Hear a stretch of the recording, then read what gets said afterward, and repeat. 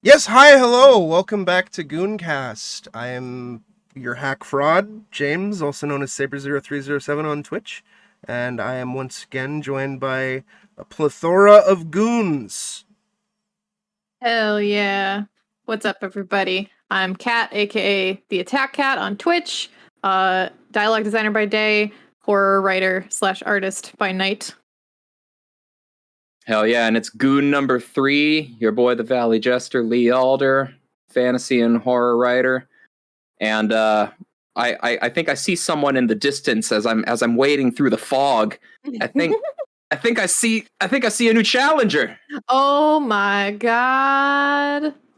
Hey everyone, Nikku, aka NikkuSenpai on Twitch, and I'm very excited to join everyone on today's topic. Oh yeah. Hell I mean, yeah. we're gonna need someone to run interference when the sirens start blaring, and I mean, I'm not the fastest runner. I'll need to throw somebody down behind me. Not saying that'd be you or anything. But it ain't gonna be me. Well, you know, I see leathery warlock and I think pyramid head skin suits. Yo, though, hey. And yeah, if y'all couldn't tell with the pyramid drop there, hell yeah, we're doing Silent Hill today. Yeah, but very specifically, we are doing Silent Hill and Silent Hill Revelation, the two live-action American feature adaptations. Yeah. I have no idea what you're talking about. We're going to discuss the original 2006 film and then ponder what could have happened if they ever made a sequel to it. Yeah. Will they Right. preemptively Right. reunite the Game of Thrones cast? Ignorance is bliss, right? Yeah, no. Game of Thrones ended at season 4, yeah? Yeah. Exactly. Yeah. That's how we do. Yes. So the just good timeline. Yeah, just for all transparency going in, if y'all are reading the title and seeing, the nice tantalizing word Silent Hill, yeah, we are going to be focusing on the films today. Mm-hmm. Maybe at some point in the future we'll tackle the games in a little more detail because I think there's enough mythos and information there that they could fill an episode. But absolutely, we'll probably be tangentially referring to them in certain capacities. But I know for me personally too, we just recently rewatched the movies, and I personally haven't touched the games in quite a while. Same. Yeah, so I definitely want a refresher before we really tackled it. So you don't want to go into the hack fraudery on the Silent Hill wiki about the Silent Hill circumcision controversy? We'll get into that later. On that episode. Oh, don't you cock tease me like that. No pun intended. My God. Well, that'll be a teaser for whenever we do the proper Silent Hill story. Tell the vegetable story again. No, God. No. I don't know what you're talking about. That's it. Pull the plug. Podcast over. Cancel. Nikku, thank you for joining us. No. It was a lot of fun. Yeah, so I saw both of these movies in theaters when they came out, and we should, I guess, start with the first movie, which is sort of a loose adaptation of the first video game. Yeah. Directed by loose is a key word there, but not a detriment. Yeah. Yes. Directed by Christoph Gans, and he did Brotherhood of the Wolf, and it's co-written by Roger Avery, who is the co-writer of Pulp Fiction. Hell yeah. Yeah, and music by Akira Yamaoka, because he also wrote Beowulf, but we'll forget that he wrote Beowulf. Yeah. We'll leave that one out. Don't. It's the like that. I mean, go ahead. I was just gonna say, like, on the Akira Yamaoka part, it's like, I mean, that's kind of one of the things I think that benefits the film, but also isn't like it's sort of a detriment too, because it's just elevated by the music of the game as opposed to like an original composition. I think I specifically brought that up when we were watching it, that like the music is beautiful, but in some instances it can kind of take you out of it because it's so atmospheric for the games, but it is very intrinsically tied to the games, I feel. So while I'm watching the movie, instead of kind of like feeling like I'm really in the world of Silent Hill, I feel like, oh yeah, I remember this part of the game, or I remember I'm transported back to that particular section of gameplay where, this is the boss music, or, this is me walking around, or, what have you. This was in a cutscene.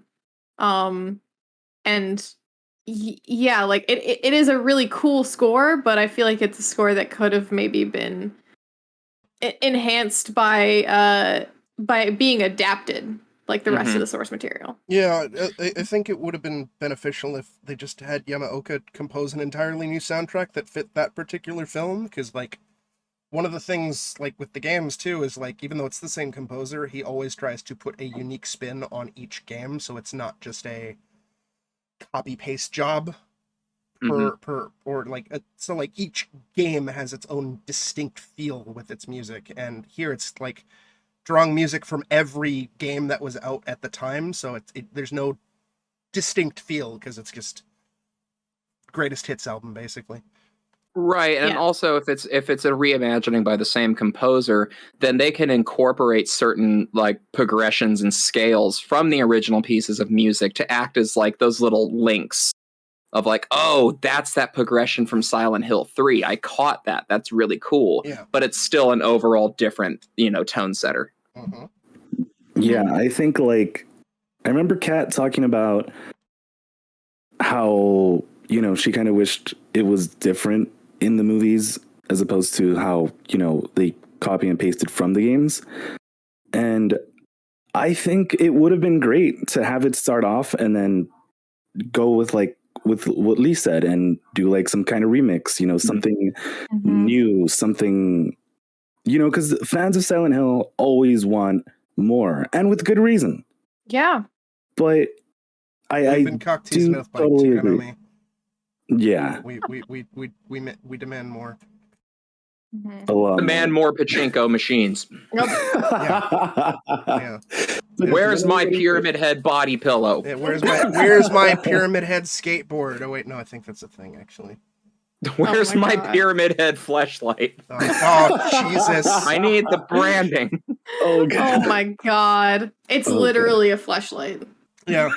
It'll be like, get your busty nurse fleshlight today. Oh no, God! Sold. No. Nikku.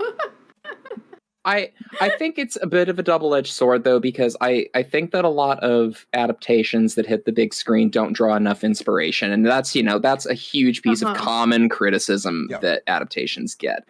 And I think that the step of including the music as originally presented is trying to honor the source material, and I can definitely respect that. Yeah. Maybe like having the credits music be a direct piece of music from the games would be cool. I mean, I'd like, the sequel to Welcome to Raccoon City to have the sad clown and funeral at some point in it. I think that'd be a really nice play. Yeah. Or a peaceful reimagining of it by Danny Elfman. There you go. Yeah, it's like that's one thing I think even if you don't like the Silent Hill movie, you can tell that Christoph Gans went in with the best of intentions and has respect for the source material. Where it is a very atmospheric film. It looks beautiful. The town looks like Silent Hill.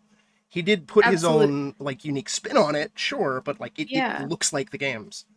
And let's spend some time on that. Let's get into the visuals for sure, because the atmosphere is one of the biggest things. Silent Hill for the longest time was my favorite video game adaptation movie. I think that's probably changed at this point, or what overtook it? Gosh, I'm trying to think. Welcome to Raccoon City. Honestly, it might actually be Welcome to Raccoon City. Hell yeah! I also think that the Sonic movie just ended up being an incredibly fun breath of fresh air for that franchise. I did never where see it's just that. like, I haven't seen. I don't know the way they did it. It's very not similar to the games at all, but I think that was part of the good thing about it. But yeah, I mean, Silent Hill is still up there for me specifically because of the atmosphere. I think there's some things the script doesn't nail. There's a lot of things that like the plot and the acting kind of, leave to be desired. But man, does it look and feel absolutely like Silent Hill. Yeah. And it's also really cool, I think, because a lot of the, you know, the American video game Silent Hills that came after this movie, like, borrowed inspiration from the movie in their visuals. And kind of like, so in some way, like, the movie kind of gave back to the game universe. Yes. To a degree. Yeah, like, the transitions between the real world and the nightmare world, I think, Yes. started looking exactly like the movie with Origins. Yes, Yeah, Origins yes. and I Homecoming. believe I and believe it was Homecoming. Origins. Yeah. And then also Downpour had the coal mine fire Yes. as part of the, you know, which yeah, obviously most people know this, but Silent Hill originally was very heavily inspired by Centralia, Pennsylvania, which is like an abandoned, quote unquote, ghost town, where there's just a coal fire that's been burning underground for years, and it's toxic, and you can't really live there. But there are people that still live there because they're like, "Fuck you, this is my house." But the Silent Hill games have never really done the coal mine route. It's always been just the fog. And that was kind of like the movie. The movie really was like, yeah, no, Silent Hill, there's just a portal to hell, basically. It's a weird bounce back and forth. It's a weird tennis game that they did there because, like, okay, initially the concept was based off of this town that had this coal fire. And then Silent Hill 1 has the entire place coated in fog, and that's its iconic image, is this fog drenched city. And then this film decided to take the creative direction of, okay, it's not fog, it's a cloud of ashes from this coal fire that was the original inspiration. And then they lobbed it back into the other court, and Downpour said, yeah, okay, we'll go with that. We'll go with the coal fire. So it's just, it's weird how it ping pong back and forth like that. Yeah. But it's so funny that one of the biggest things that Silent Hill is praised for is its atmospheric accuracy by changing one of the biggest aspects of it, which is incorporating this, you know, cloud of ashes as its major scenery. It was a bold gamble, and it paid off. I think it looks absolutely fucking gnarly. Like that first shot of Rose getting out of the car after waking up and plucking that first fleck of ash out of the sky and rubbing it in her fingers. It's such a good visual. And it's a great tone setter for, like, we don't know what's going on here, but lady, find your kid and get the fuck out of there. Yes. Yeah, it lends this very, very spooky atmosphere to it, which I think, you know, like, fog in and of itself can do. But, you know, it also being ash, where everything is coated in this weird whitish gray haze of, like, grunginess, and then you see it all start peeling away, and the you know, metal rust just, like, forming really fast. Yeah. It's gorgeous. Yeah, that was like, whoa. And from a cinematography standpoint too, you can really tell that this director, like, actually studied the games and figured out how to incorporate, because there were a couple of shots where I remember specifically pointing out, like, that is a fixed camera angle from a video game. You know, I'm just like, that is exactly that, right? She's walking down the street and, like, goes past the frame and it switches to another shot, and I'm just like, fuck, man. That's awesome. And then there's a wide shot of downtown, and Rose is running down the street, but she's using tank controls. So she has to stop and then slowly turn 90 degrees and then start running. That's great. I can't believe they I can't believe the actress trained so hard for That's method acting at its finest. Yeah. I did nothing but breathe in ash and run in tank controls for 6 months to prepare for this role. She wore Heelys and did nothing but Heely everywhere. There you go. But yeah, the visuals of this movie are just utterly fantastic from a cinematography standpoint, and even to a special effects angle, and so much of that is just due to how well what CGI they used is blended with actual practical effects. So it's blended really well, unlike some other movies where it's like really shitty blending. Like the first thing that comes to my mind is the Thing prequel, where they had practical effects, but then they like slapped CG all over them, and it looks like a cartoon. Whereas here, they completely gutted, I think, the practicals. Yeah. Because the studio was like, oh, no one will. I specifically remember them talking about, because I think some of the only footage that has survived or been released of the original practical effects was like the helicopter scene. Yeah. And yeah, execs weren't happy. Fusion, yeah. Execs were specifically not happy with the helicopter scene and how the body looked. And then you see the footage and you're like, this looks dope. Yeah. And it like so still better. holds up. Like, and it, completely untouched. And then you look at the CGI and it's like, oh, that's, or like 2000s era CGI, and it shows. Yeah. And surprisingly, for a 2006 film, Silent Hill does not have that problem, in my opinion. It never nothing ever stood out to me as, even though we had moments of like the ash babies, the ash children. I forget what they're like one of the weak points. Yeah, a little bit, but even then, I was kind of like, they're not doing it. They're not overdoing it. Yes, which is so easy to. I mean, God, look at our last podcast topic, right? So easy to overdo the effects. Yeah, and the effects in Demon House were pretty terrible. Oh, Zach. No idea what you're talking about. It was real, James. It was all real. It's still real to me, damn it. Yeah, and it's like, so like Pyramid Head, that's actually like an actor with a giant fucking pyramid helmet on his fucking head, and like it is real, and it's intimidating, and it's horrifying. Or we got to get into creature design here. The school janitor, which is an original monster creation just for this film, that looks like it could have come out of the games, and that is also a practical effect done by the same actor who played Pyramid Head, and it's genuinely horrifying and creepy, with like his legs bent back behind him, and he's covered in the barbed wire with the blindfold, and he's constantly flicking his tongue like a sex pervert, because the janitor was a sex pervert. Yeah, fuck Colin. It's creepy. It's all my unsettling. homies hate Colin. Yeah, and it also ties into the whole how at least from the game, in the original games and whatnot, the monsters are kind of like representations of the main influence's psyche, right? So it's like the big titty nurses from Silent Hill 2 are James's sexual frustration and whatnot, and like Pyramid Head is there to punish him, and like the infected armless things is like that look like they're in the straitjacket that represents his wife's disease and everything like that.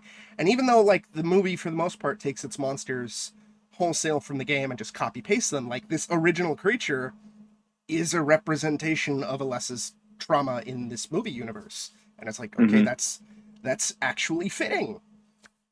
It's uncomfortable and it's disturbing, but that's also what Silent Hill does.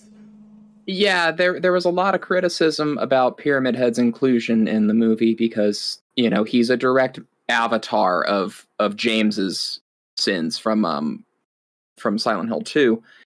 But they found ways to incorporate aspects of the story into what was going on with Alessa to make it make sense. Like the nurses being there, they kind of retrofitted the nurse taking care of her in the burn ward, and it's like, okay, I can see how you can justify the nurses being there.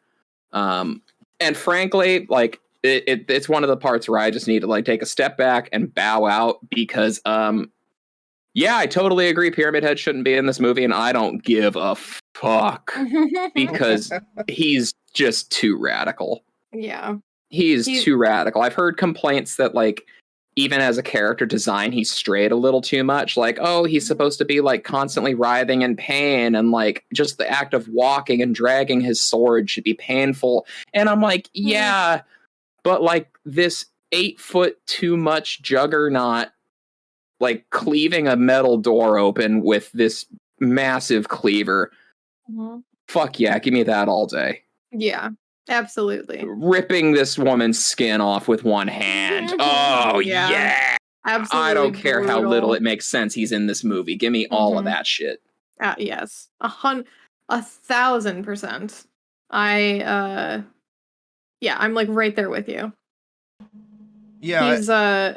He's very much an iconic character, and I think that's why, because you hear Silent Hill, and he is probably one of the first visuals you think of, in addition to A Foggy Town, and,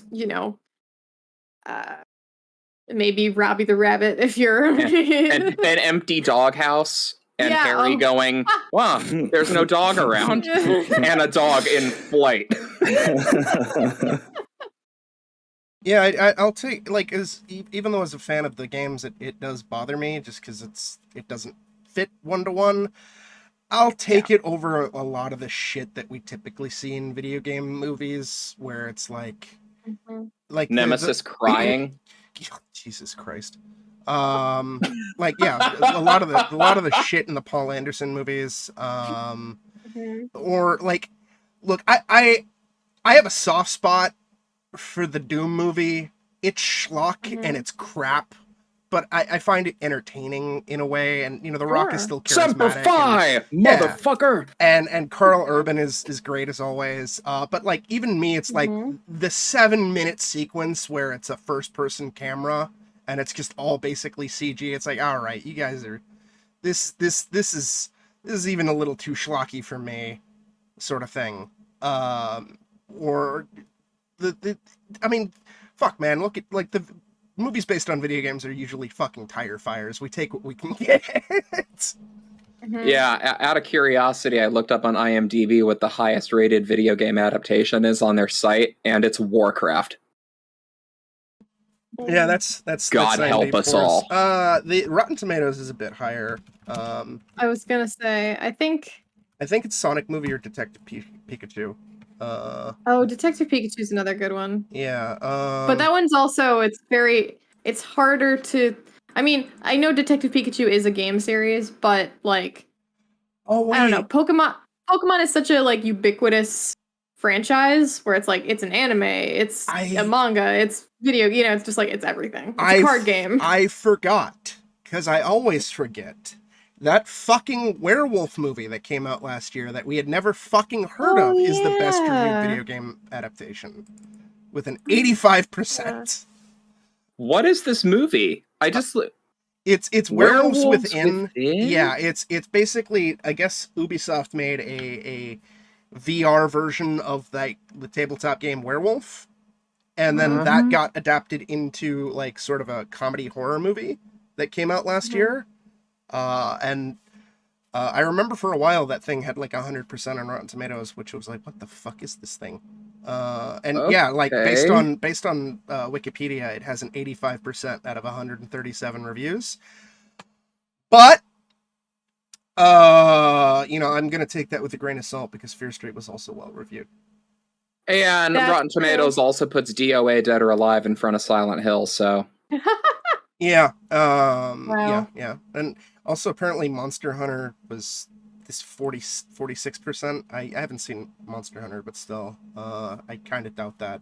But I mean, I could be wrong, who knows? But like, I know they've been getting a little better because like that latest Tomb Raider and the Rampage movie with The Rock were supposed to be serviceable. I haven't seen them. Right. But, yeah. Yes. But like, it's not fucking Uwe Ball territory, Not Prince of Persia or Hitman. It's not Tekken. Yeah, yes. Liked Prince of Persia. Yeah, I think did Prince you? of Persia's I'm sorry. okay. I did. I don't hate it. It's definitely one of those that I always hear as like an example of video game adaptations. It had an ostrich race. I can't get mad at a movie that has an extended chase sequence that's an ostrich race. Yeah, it's God. The best. The one thing I can definitely give Prince of Persia over most video game adaptations is that the studio took it. It was like the first video game movie that was taken a little bit seriously and had a substantial budget behind it because it had Disney money attached to it. So they were like, yeah, we're going to try to make this mouse into money, yeah. They wanted to basically make it into their next Pirates of the Caribbean franchise. it's rough in some spots, sure, but it's fucking better than Street Fighter: The Legend of Chun-Li, man. Or fucking... Oh yeah, one of the Black Eyed Peas was Vega. Yeah, or Double Dragon. You know, not one of the ones with talent, one of the other ones. Or fucking Max Payne, man. Max Payne upset me. So Nikku, Silent Hill. Yeah, Silent Hill. Nikku, yeah, sorry, we're on a tangent. All good. I was just listening. I was seeing red. I was remembering that I paid money to see Legend of Chun-Li in theaters. Oh my god. So I actually didn't see the first Silent Hill movie in theaters because I didn't get into the franchise until college. That was when I first started playing it with like my roommates. And so we watched this movie like I think a couple months or so after we like had finished the third game or something like that. And we were all just kind of like, yeah, that the vibe of this is great.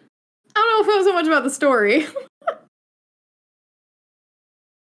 I know when we were talking about visuals, like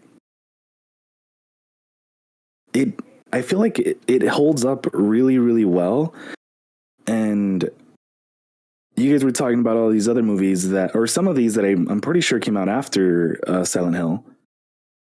And Silent Hill does definitely hold up a lot stronger with visuals and, for sure trying to be about the games than a bunch of these other movies. Like, for sure, Pokemon's its own, like, you could really do whatever you want with it because they have spin-offs, the card games. I mean, they already have movies, right? They have animated movies. Yeah, so it's just kind of like, yeah.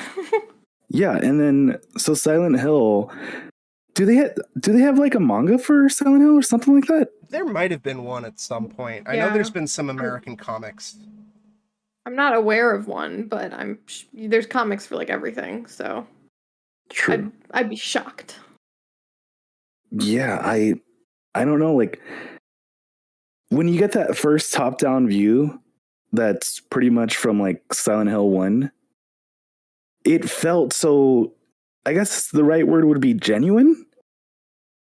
And yeah. I really loved, when she turns a corner and it's like Kat was talking about, the fixed camera angle where you see like the sign up from up top as well. I think, I just think it's great. Yeah. Like, they really did a good job on capturing that Silent Hill feel. And also I Googled it. There are in fact Silent Hill comics. Ooh. I'm pretty sure they have Pyramid Head on probably. I mean, they started in 2004 and I think ended in looks like 2008. I'm not sure what the reception is or what the reception was to it. But yeah, it's a bunch of I don't know, seems kind of interesting, maybe. Yeah. Maybe something to pick up depending on depending on critical reception or reviews. And it looks like there was also a plan that might still be in the works to begin a Silent Hill manga that was, I guess, going to carry on whatever Silent Hills was going to be. Apparently, first Junji Ito, right? It was that's the thing, is it was going to be Junji Ito, but that's been passed on. I think that wound up being more rumor. The guy they're looking at right now is named Suhiro Maru or Moreau. I don't know the pronunciation. I'm not familiar with his work, but I Googled his name, and the first image that popped up is a dude peeling the face off of this chick and licking her eyeball. So I think he's perfect. Oh my god, amazing. I think he'll do wonderfully. That image sounds very familiar somehow. That sounds shockingly accurate. So we'll see how that develops. I'm not familiar with any of his work, but he's got a very similar, like very visceral style to Junji. So yeah, we'll see how that goes. But I digress. I think it's just a testament to the staying power of a good blend of practical and CG effects. Like, the movie still looks as good as it does, in the sections that relied more on physical effects, on practical. Yeah.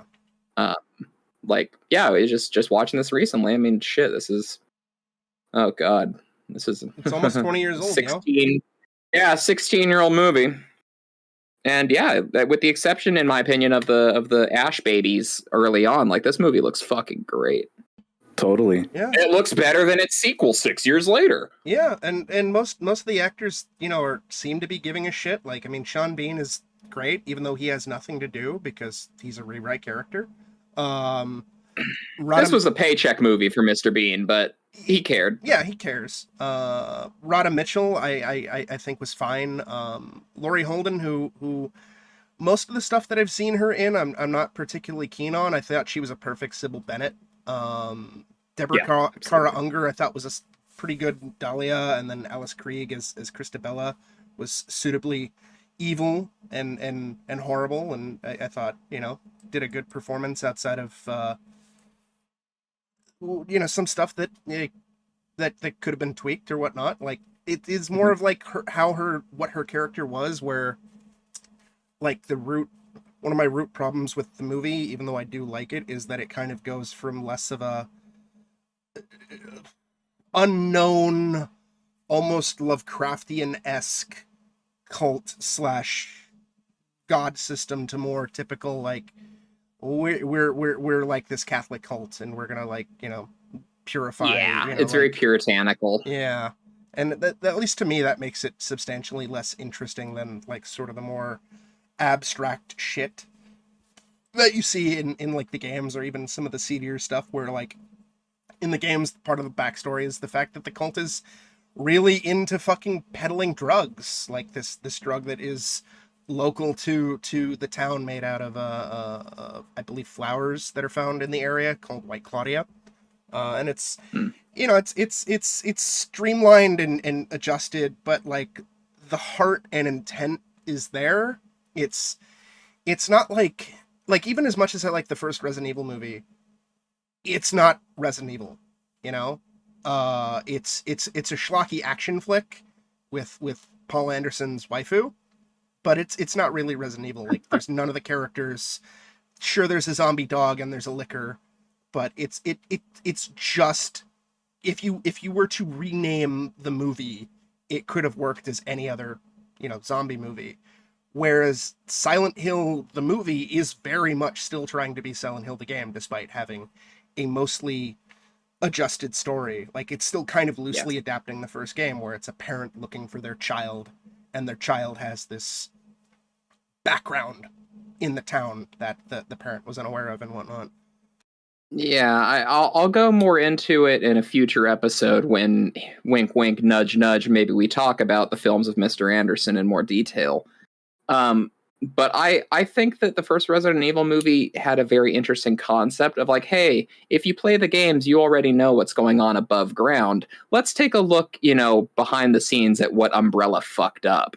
And it's like, okay, the Hive is a cool idea. But yes, that whole movie could be completely stripped of its franchise and its title and be a standalone feature. Yeah. Silent Hill, you would have a harder time doing that with. Yeah.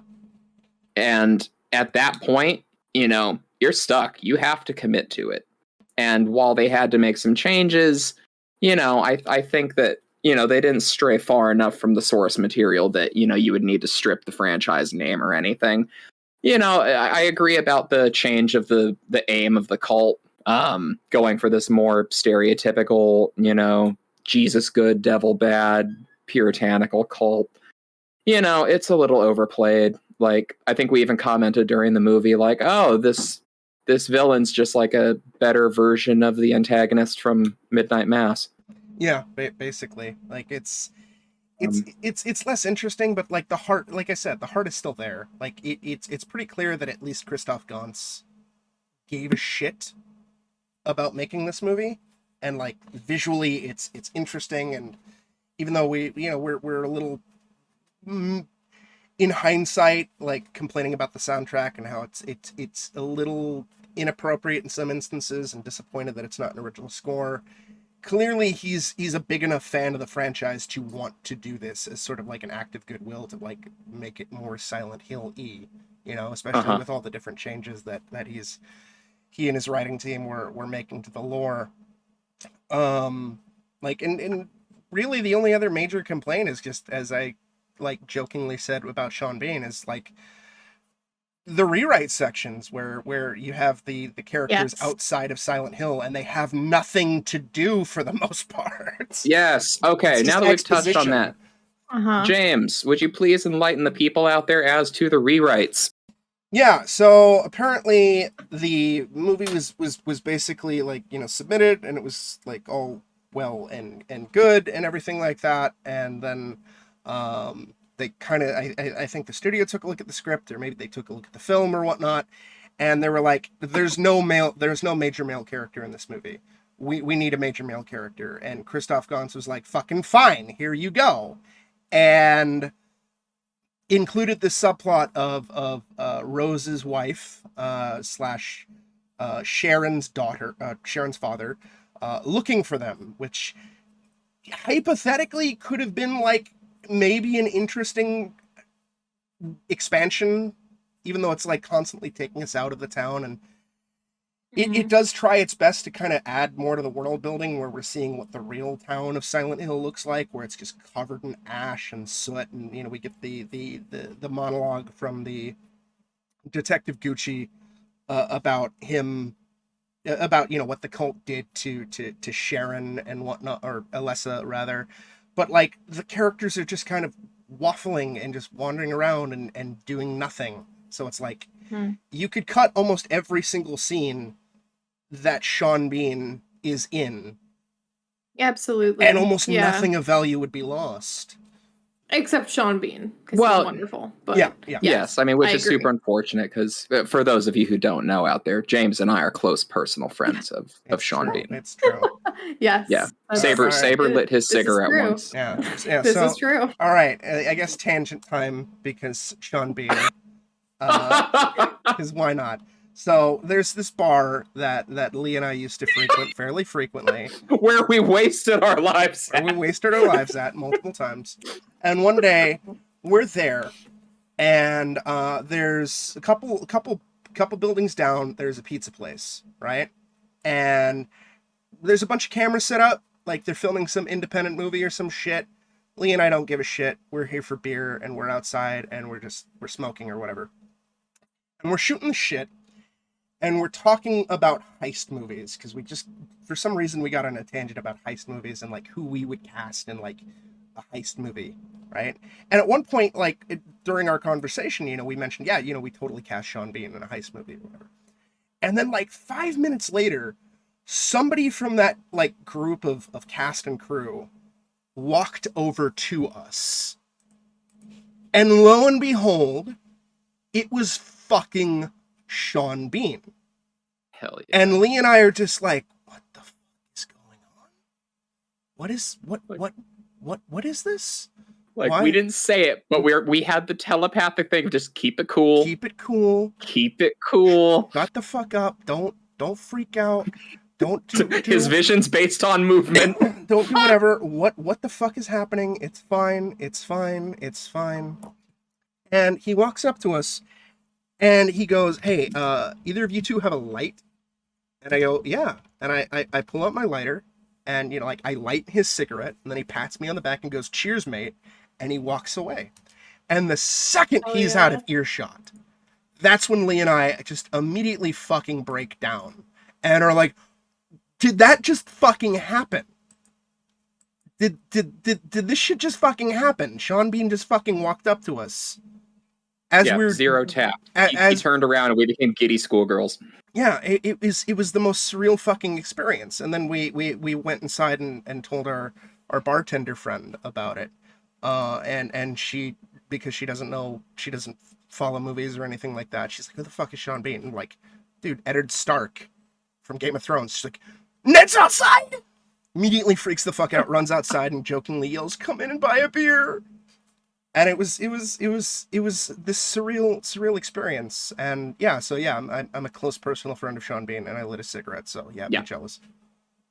we don't like talk or like have his number or anything, but we would die for each other. Yeah.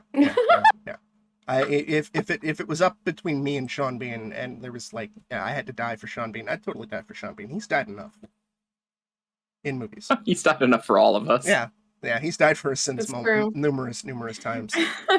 But yeah, like I think he's a tremendously talented actor who's just kind of wasted in this movie a little bit. Yeah, very much so. I mentioned while we were watching it that I had a very weird thought, which didn't really occur to me like the first times I watched it. Like there are some very, very brutal deaths, some of which are a little much for me, like as a personal taste preference. But one of the things I noticed when we were watching was I was like, damn, all of the super brutal deaths happened to like female characters.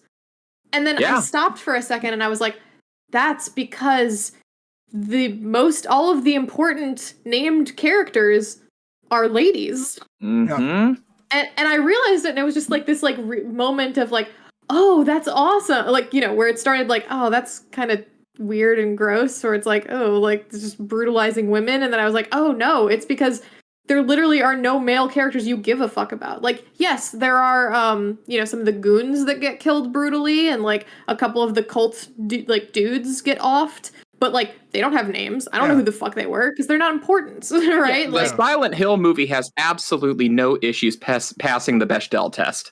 Oh yes, absolutely. And it's very. Yeah, it's like a very, very female-centric movie, and if you cut the Sean Bean scenes, it's almost exclusively women. Yeah. I think with like there's no exception. All of the named characters who talk to each other are women. Yeah. All the male roles are just goons. In fact, I'm looking at the Wikipedia page right now, and there's only one mentioned goon name, and his name is Adam, and like that's it. That's it. And even then, I don't even recall him having too many lines of dialogue. Like the only two major male actors in this movie are Sean Bean as the father, and then Kim Coates as fucking Kim Coates, Thomas Gucci, and that's it. Every other scene, like all of the sequences in Silent Hill, it's Rose and Sybil and Alessa and Dahlia and Christabella, and briefly for a handful of moments, what's her name? I think Anna, the one that Pyramid Head murders as they enter the church. Yeah, Anna. Yeah, and that's basically that was brutal. It, like it doesn't murder her, fucking annihilates her. Yeah, it's pretty horrifying. That one in particular was kind of like, okay. Well, back in the day when people were being very sour on the movie while it was still in theaters, that was the scene people talked about. Yeah, that was the thing of like, oh, the movie's whatever, but this one scene. It's like I feel like almost the word of mouth helped carry it a little bit, just because like this movie did not shy away from doing some absolutely brutal things. The way they finish off the primary villain, Christabella, is just which I had completely forgotten. Oh my god, yeah. No, sorry. I think Kat needs to talk about this one. Yeah, so the skin ripping scene was like brutal, but awesome, and it very much happened to a character where like she wasn't innocent by any means. She was a member of the cult, but she hadn't been really shown to be horrible yet. And then the way that they finish off the main villain, who is this like she's basically just that like ultra religious like wasp mom vibe villain.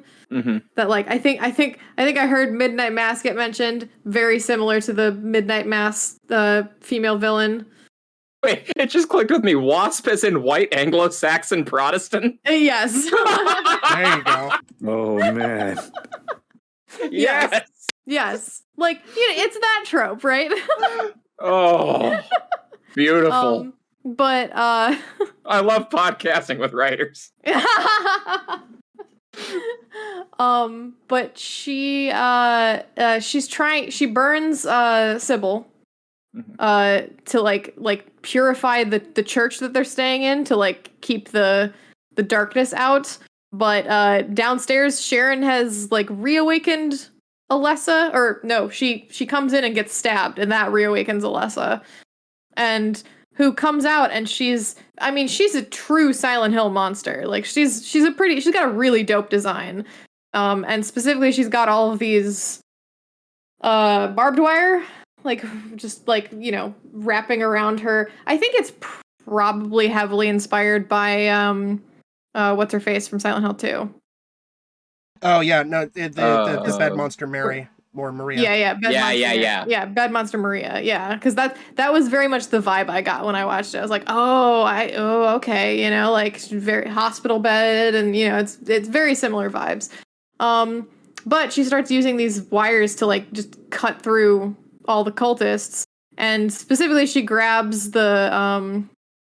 Christabella and like lifts her up, and she has like a fucking line where she's just like, "Oh, help me remain pure." And then she gets basically like a bunch of fucking razors through her, you know.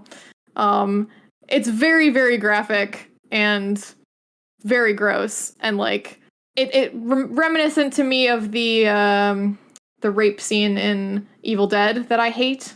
Yeah. For the exact same reason, where I'm just like, this is like, I get that she's awful and she deserves like all kinds of hell, but like I'm also just like, ew, guys. Like I don't want to know this. Not with trees. Yeah, but she quickly gets ripped in half, so it's like, it's not, you know, it's not gratuitous, but it is just kind of like, okay, all right, I'm good. And that's definitely like the scene that has, because when Lee and James were talking about like the big scene that was like talked about, I never think of the flesh ripping scene, even though that's like the coolest kill in the movie. I always think of the scene that disturbed me the most, which was Christabella's death. Yeah, I had completely forgotten about her entire death. The line is also just like, ugh, like I just, again, it goes back to them being like a pseudo Christian cult, after, like, instead of a like just a fucking, you know, Cthulhu cult. Mm-hmm. Like it's just a change that I don't think adds anything to what we're watching. And then to have that line, just blech. Yeah, and then and the movie with barbed wire penetration, yeah. Which, I mean, that's some Cannibal Corpse lyrics just put on screen. Yes, yeah. Where it's like I love you, Lee. Oh my god. Where it's like that you know, in 7, where like they're talking like Lust. Yeah, you know the scene. Oh, Lust, yeah. Yes, yeah. It's basically that, where it's just like, okay, all right. But there's a brilliant case of show don't tell. Yeah. Yes. Because they just show you the implement, and just let you imagine it, and the entire thing is delivered through that actor's performance of just describing what he has to do.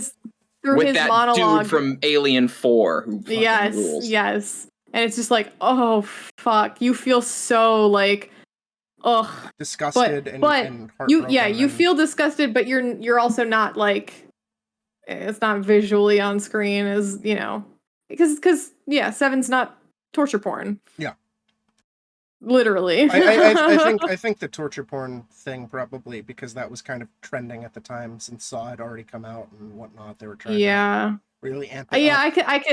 I can see that. Yeah. And I mean, that's what audiences crave. Yeah, and the games, at least especially Silent Hill 2, like the games do cover topics like that, but they're more it's more tastefully handled. Like, yes, we have that flashback showing sex pervert Colin in the bathroom with young Alessa, and then it cuts to the aftermath of the scene, and it's horrible, and it's you feel disgusted and gross for what happened to Alessa, but like also it doesn't linger on it, you know? Yes. And it doesn't, we're not like forced to actually witness a scene. Whereas, you know, with Christabella, we're briefly shown the just, and yeah, it's pretty brutal and pretty savage. Yes. Kind of awful. Yes. Oh, briefly nothing. They draw that shit out. Well, I mean, yeah. she is the star on top of a barbed wire Christmas tree. Yes. What I'm trying to get at is like it's not like I'm not defending the scene. It's more, no. Yeah, it's like it's I think a maybe short you're portion thinking in the span of the length of everybody getting brutalized, but it is basically the focal point of that sequence where it's like, and it's off-putting. Like she could have been just easily had all 4 limbs ripped off by the barbed wire. Yes. Yeah. Exactly. Like it's yeah. Yeah, I agree. And like that, you know, I'm not saying that sort of thing. No, I guess I am. I don't like that kind of thing in horror. Like, I mean, I'm thinking of like Outlast Whistleblower DLC. If any of you guys played that? I know what you're talking about. Yeah, you know Nikku knows about Outlast. Yeah. That particular scene with the bride stuff. Yeah, that was like super disturbing to me. But like, yeah, I mean, I don't know. I felt like it was very effective, and it also didn't go too far, right? Like, it wasn't. Nothing happened. You escape, right? But yeah, you escape. Some other people don't, but yeah, that whole thing, I feel like was Outlast being all like, you know what? We could edgy. go, yeah, we could be even edgier, all right? They're like, we're gonna go as far as we can go with this. Yeah. Like Outlast, you've capped out, man. You can't go any further. And Outlast is like, hold my batteries. Yes. Yeah. It gets worse in Outlast 2. Oh, yes, it does. Like I did play the demo of that, and I died in the demo, and the first death that I had in the demo was me getting a pickaxe to my genitals. So that was fun.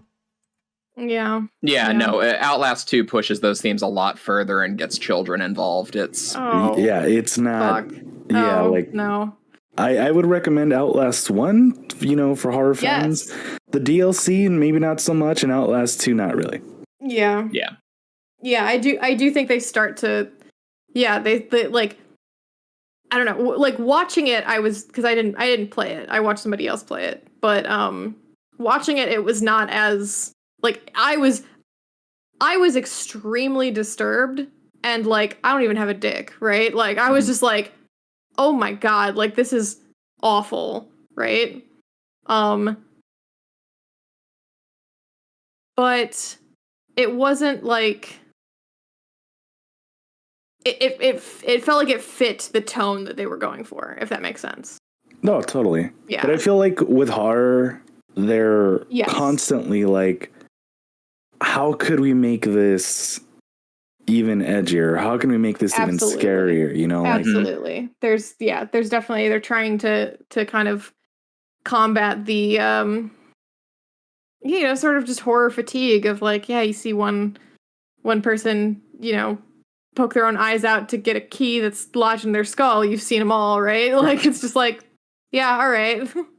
Saw did it, Like, exactly. We got to be even more disturbing. And then the Italian filmmakers go, did we hear about eye torture? What? What? We got some of that.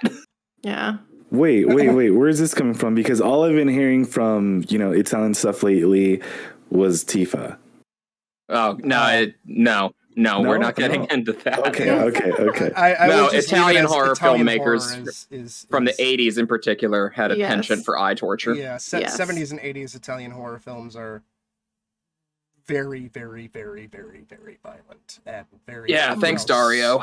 Yeah. No, that and God, what's his name? The fucking guy, the guy who directed Zombie is Lucio Fulci. He's the main one behind Lucio it. Fulci. Yeah, where it's it's pretty fucking savage and awful and God, I love the Suspiria for the original when she just like falls into that fucking barbed wire room where you can see the barbed wire in the frame before she even jumps, and Yep. the scene is properly lit, so you're like, girl, I know you're being like, girl. chased, but come on now. Girl, you looked at the barbed wire before you fell in it. Like, shout out to Ghoul Guts, who was my cohort in watching Suspiria for the first time, and then was very angry with me that I brought Suspiria into his home and ruined our Silent Hill date.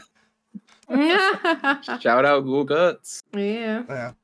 But with that, speaking of like barbed wire and awfulness and shit like that, Silent Hill Revelation is a piece of shit.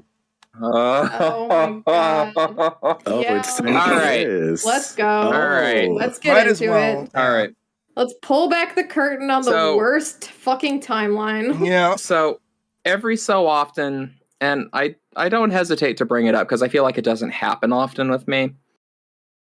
Sometimes, folks, when we are watching stuff for this here podcast, I just get that vibe of just, I'd really rather be doing anything else right now.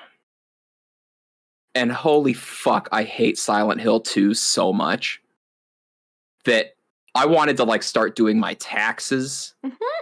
I was like looking around the room of like, I haven't like vacuumed in a while. Like I was trying to like find excuses for real productive shit I could be doing instead of looking at Kit Harington's dumb fucking face for another minute.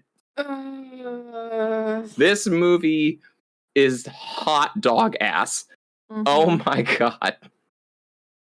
Yeah. So in 2012, I think. The year of Armageddon, yes. Yep. Yeah, so they followed up Silent Hill 1 6 years later with Silent Hill Revelation 3D. Yeah. And boy, is it terrible. It's just it's so bad. Like so I had only it's got Carrie-Anne Moss in it. It's got Malcolm McDowell in it. And we're just sitting there like, we see them in the credits and we're just like, no, what are you doing? Yeah, Malcolm, you're so much better than this. Like Carrie, girl, no, get out of here. Yeah, I mean, maybe listen, bye, man. Maybe one day we'll watch a Carrie-Anne Moss movie for the podcast that we actually like, because so far all three movies that we've watched her in for the podcast have been. I adore her. God, I'm gonna. Yeah, we'll watch Memento sometime. There we go. Yeah, I adore her, and yeah, unfortunately, she's made some interesting career decisions. IMHO. Although, like, there are plenty of people that like The Matrix, so, maybe... I saw Revelation in theaters opening night, and I remember at the time not hating it. I thought it was definitely a step down from Silent Hill 1, but I was like, I've seen worse. And then the rewatch was particularly painful, especially... really emphasizing fucking please pet my direwolf. Jon Snow. I showed you my direwolf, please respond. Yeah. I invented cunnilingus, please respond. There's definitely a lot of very awkward moments where the two leads are very clearly not American, doing mostly passable but sometimes very bad American accents. Like the girl I know, the main girl, what is her name? I only know her from another. She was in she's Australian. Yeah. She was in an Australian movie. I don't know how to pronounce her first name. It's like Adelaide. Adelaide. Clemens? Yeah. Okay. Mm-hmm. Yes. Yeah. So she was in this like Australian movie where I think she was like a girl. She was a girl who was getting like internet cyberbullied, and then like didn't. She like basically like sabotaged the bullies back. I'm trying to remember which one it was. Is this wasted on the young? I'm looking at a Wikipedia It might be wasted. It might be wasted on the young. Yeah.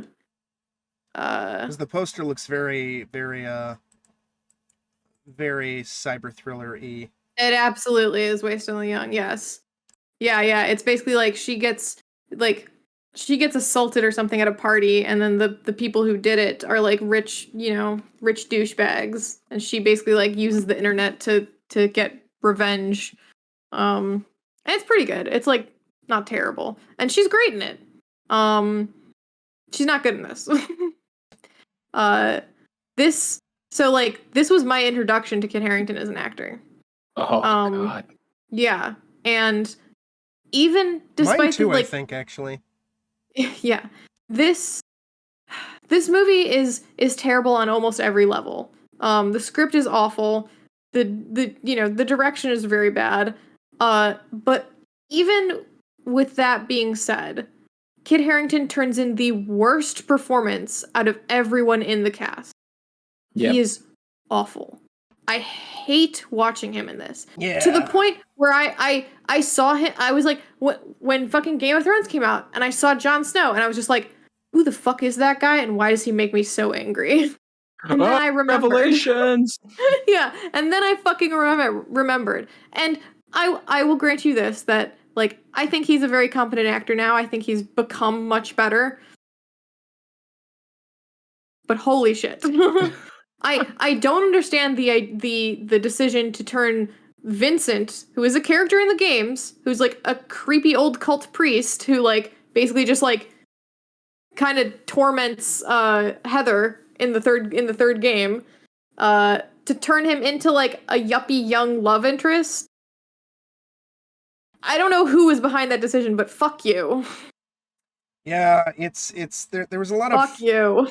It's weird because this movie tries to be quote unquote more faithful than the first game, or the first movie, but it also makes weird changes that makes it less faithful, like, making Vincent a love interest and like the son of Claudia or whatever, and it's weird and dumb and just kind of ruins both of their characters completely. Yeah. Yeah. And they cut my favorite line from a Silent Hill game of all time, which is, "They look like monsters to you." Yeah. I'm like, what? That's the best fucking line in all of Silent Hill. Why would you fucking destroy Vincent's character to the point where he could never say that line? Fuck you. Because we need Heather to have a love interest. Because movie. Oh, of course. Because evil dies tonight. Evil dies tonight. I think this is gonna be a recurring thing. We haven't even fucking talked about Pyramid Head's role in this movie yet. Oh, where he's just sitting there, working the merry-go-round. He's her bodyguard. I was just gonna talk about how he works the merry-go-round. It's like, no, he's literally, he gets unleashed to fucking protect Heather / Alessa / whatever, and like that's how Carrie-Anne Moss's villainess dies. Yeah, but hold on. You're just like, before we get to that, we have to really comment on how Heather defeats her evil self in a hugging contest. With the power of love. Yep. Mm-hmm. Yeah. Yeah. That's great, and especially because it's the same actress, just covered in like really terrible white makeup. To make her look more undead or ghoulish or whatever. And it even though it's just makeup, like it's and they had a similar effect on like Dark Alessa in the first film where they had Jodie Fairland covered in white makeup for Dark Alessa. It looks so much worse. And like I know the budget of this movie was like half the budget of the first film. And so, that would definitely play into like the CGI and the practical effects and whatnot not looking nearly as good. So like, yeah, try to cut it a little bit of slack. But like, there's a lot of shit in this movie that just, it doesn't look good at all. And then they eventually just, when they get to Silent Hill, like they first emulate the style of the first film until they eventually just give up and are just shooting in a park at night. Yeah, it's like, it looks like the Final Destination set, and it's just like, why? Yeah, it's that weird. Shit ain't Silent Hill, y'all. It's weird. And then there's like, we got remixes of Akira Yamaoka music, but it's more like butt rocky and kind of terrible and like completely like neuters the mood, where you're just like, no. Yeah, I said remix is not butt rock. Yeah, I'm a fan of butt rock in some instances, like, you know, fucking the slapping track at the end of Resident Evil 2 original when you get the best ending, and it's just like, it's up to us to stop Umbrella. It's like, yeah, fuck yeah. But this is like, it's Silent Hill. This is moody. This is atmospheric. This is psychological. It's. I need to pop in and do one. Actually, moment. Resident Evil Apocalypse closes with 2 songs in its credits. The first being "The End of Heartache" by Killswitch Engage, which is new wave of American metalcore, and "Nymphetamine Fix," which is an edit by Cradle of Filth. Both songs were nominated for Best Metal Performance of the Year at the Grammys 2004. Both bands also incredibly amazing, by the way. Mm-hmm. Both bands in my top 10 favorites of all time. Damn. Resident Evil Apocalypse's soundtrack has no right to be as fucking all killer, no filler as it is. Yeah, because it's set to Nemesis crying. God damn it. I hate everything. Hardcore crying. I'm sorry, Alan. I'm the guy from the 5th film, and I'm gonna cry now. Look at my walking. I'm the devil. I'm the devil. I'm the ultimate bioweapon. Oh no, I'm dead because the helicopter fell on me. Like, God fucking. But yeah, and like I know MJ Bassett is a talented director. She directed some of my favorite episodes of Ash vs. Evil Dead. I believe there was another movie that she did that I saw, or maybe that was I think I saw it, or maybe no, I haven't seen Solomon Kane, but I heard Solomon Kane was pretty good. Solomon Kane rocks. Yeah, so it's like I'm just like, what happened? Sort like what happened? Especially like I'm guessing just studio interference and just the shitty budget and all sorts of nonsense, but like, I don't know, like they started off so strong, and then it just kind of it's very reminiscent of Mortal Kombat versus Mortal Kombat Annihilation, honestly. Where it's you have the first movie that is really fucking strong, and then the drop off to the sequel is really fucking terrible, and like you have I guess the big difference is Silent Hill Revelation 3D has exceptionally talented actors that are just get their potential wasted, whereas as Mortal Kombat Annihilation is mostly no names. Your grandfather and James is Remar. Insane. Your grandfather is insane. And he's also Malcolm McDowell. Uh-huh. And it's like, yeah, just imagine, you know, Heather walking into the asylum and you just hear Leonard off in the background singing in the Rain. It's like, no, not again. I also think a major issue just with, I mean, on top of the other fucking gigantic ice cream sundae of pain that we have right now, is the fact that in everything that got changed with the script and the atmosphere and everything, it had a genre shift almost. This tried to play itself like by the same pacing of an action movie. Yep. It had that old, I always think back to that story Kevin Smith likes to tell about when he was doing the script for a Superman movie. And he worked with that one crackpot producer who was like, nah, every 10 pages, every 10 minutes, you need an action scene. You need an action beat to keep the audience going or you're going to lose interest. Yeah. And Silent Hill 06 was able to keep the movie going just on sheer tension and dread and intrigue. And this is like, I don't know, throw a monster out there that they need to shoot at. Or bring in the nurses again for no reason. We should say tension, dread, intrigue, except for waffling scenes with Sean Bean. Yeah, well, yes. Yeah. Those were like dead stop to all of the like build up, and you were just like, yes, thanks, studio. Well, I will willingly concede that point. I'm looking at the Wikipedia page, and you're kind of reminiscent. You're kind of on point too, because apparently the producer of this particular movie, I don't know if he produced the first film, but there's a quote here on the Wikipedia page that they were going to make the sequel more accessible to a wider audience, which would drastically explain the tonal shift between Silent Hill versus Silent Hill Revelation. Like it's 30 minutes. It's 30 minutes shorter, and like it has, there's constantly stuff happening, but like it's boring and awful, and it feels longer than the first movie. I think.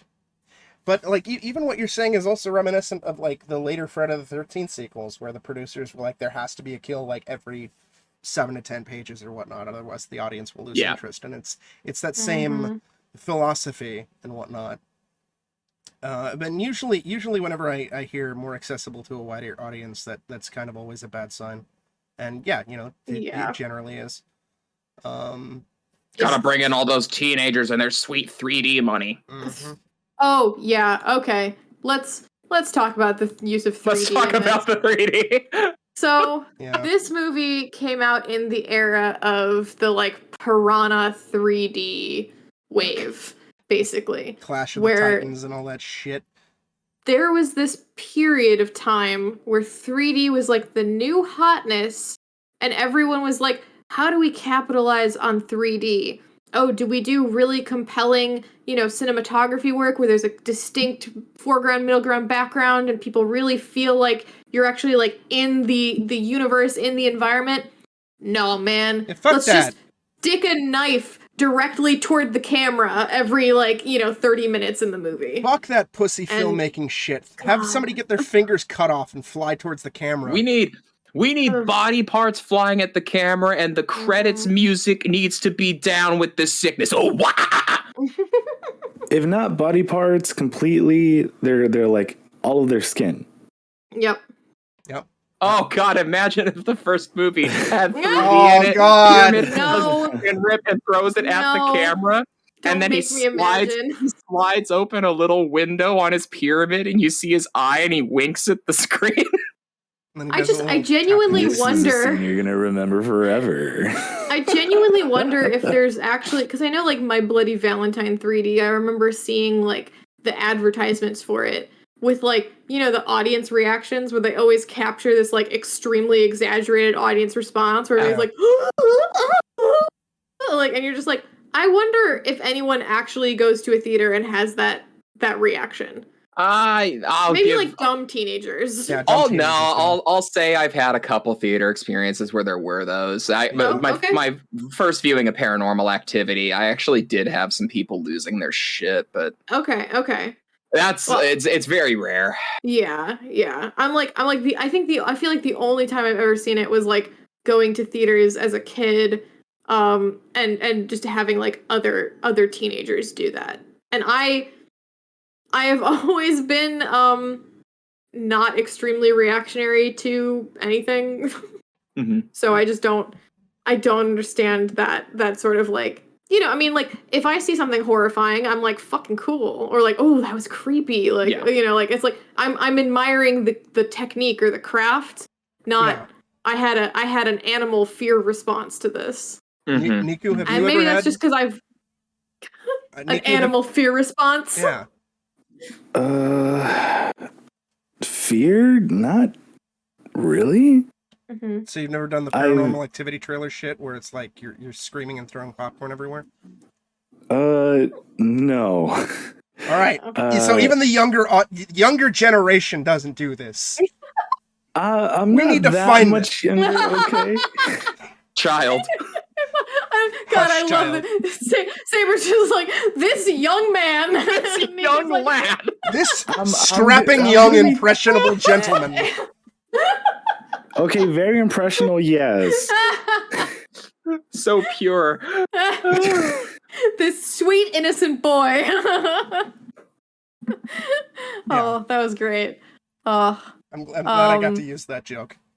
Sitting here for the entire time as you started the young people freaking out, being like, I'm gonna drag Nikku into this. How am I gonna wedge this in? Oh my god. It is funny. I mean, shit. Go for it.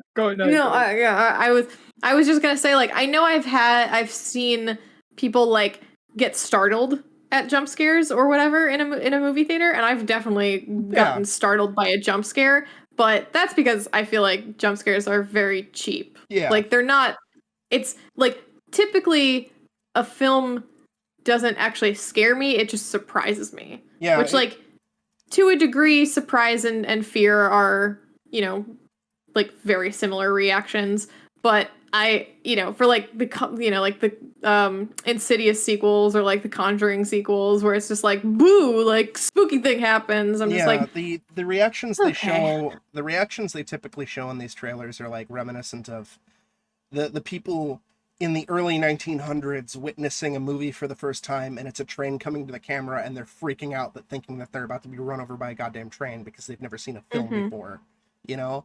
Yeah. Like, the average moviegoer who goes to these movies, they've probably seen a movie before. And it's just always weird. Or like, I'm also reminded where, I don't know if it happens so much anymore, but there was that brief window where video game companies were trying to do the same thing for spooky games. Like, I remember EA advertising one of the Dead Space games with like reaction shots of people being like, ah! And like throwing the controller around and shit like that. It's like, I don't know really, like, even people who would get scared like really easily. I don't think I've ever seen them do that. Like, they may yell or swear, but I don't think like too many people have like thrown their controller. Maybe I'm wrong. Maybe I just know the wrong people. I'm really trying to think back to any time that I've done that, and I've thrown a controller in anger, but like never in fear. I do that in as fear. Yeah, I've actually kind of had that moment. Okay. I wanted to stop playing it then and there, and it was just because there was so much suspense going on.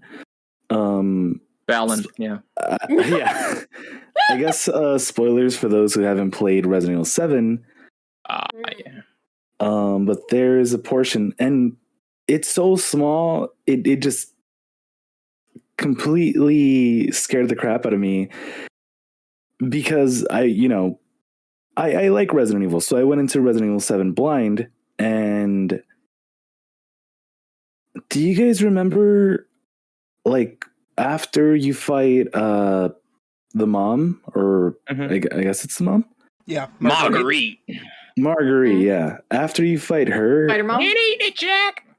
It was, by that point, you're already so tense up. You're like, all right, something has to pop out. Things are going to get crazy. And then you go into, I forgot what building, but there's a moment where like you have your flashlight on, throughout the entire game.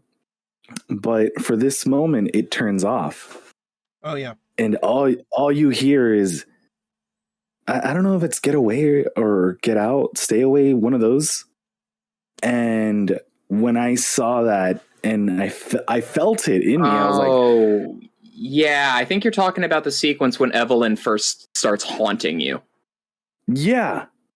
And I wasn't expecting that. I was going through this, Resident Evil 1 like mansion or house, and then, you fight this big, incredibly creepy monster. And then after that, it's just like things start to calm down, and then you just hear like, stay away. And like that's the only time your flashlight like turns off, and nothing really happens. But that alone, just the built-up tension got to me, and I was like, okay, I can't play this anymore. Like, I was so terrified because I was like, don't turn off my flashlight. Well, I need that. I guess you've now made me a liar, Nikku, because a few minutes ago I said you weren't like that, and you were a young, intelligent, strapping young man, and you are like that, apparently. I guess I'm Well, alive. I was younger then. I was younger then. All right. Yeah. All right. I'm just a lad. I'm not as young as I just used a little to be. guy. Yeah. I've never had it happen with a game. Of all media to actually make me need to like take a breather, it was a book. Oh really? My first read through of House of Leaves made me need to take a fucking break. House of Leaves? House of Leaves, yeah. Yes, House of Leaves. I'll give the short version. Essentially, it's a book about a house that is geometrically impossible.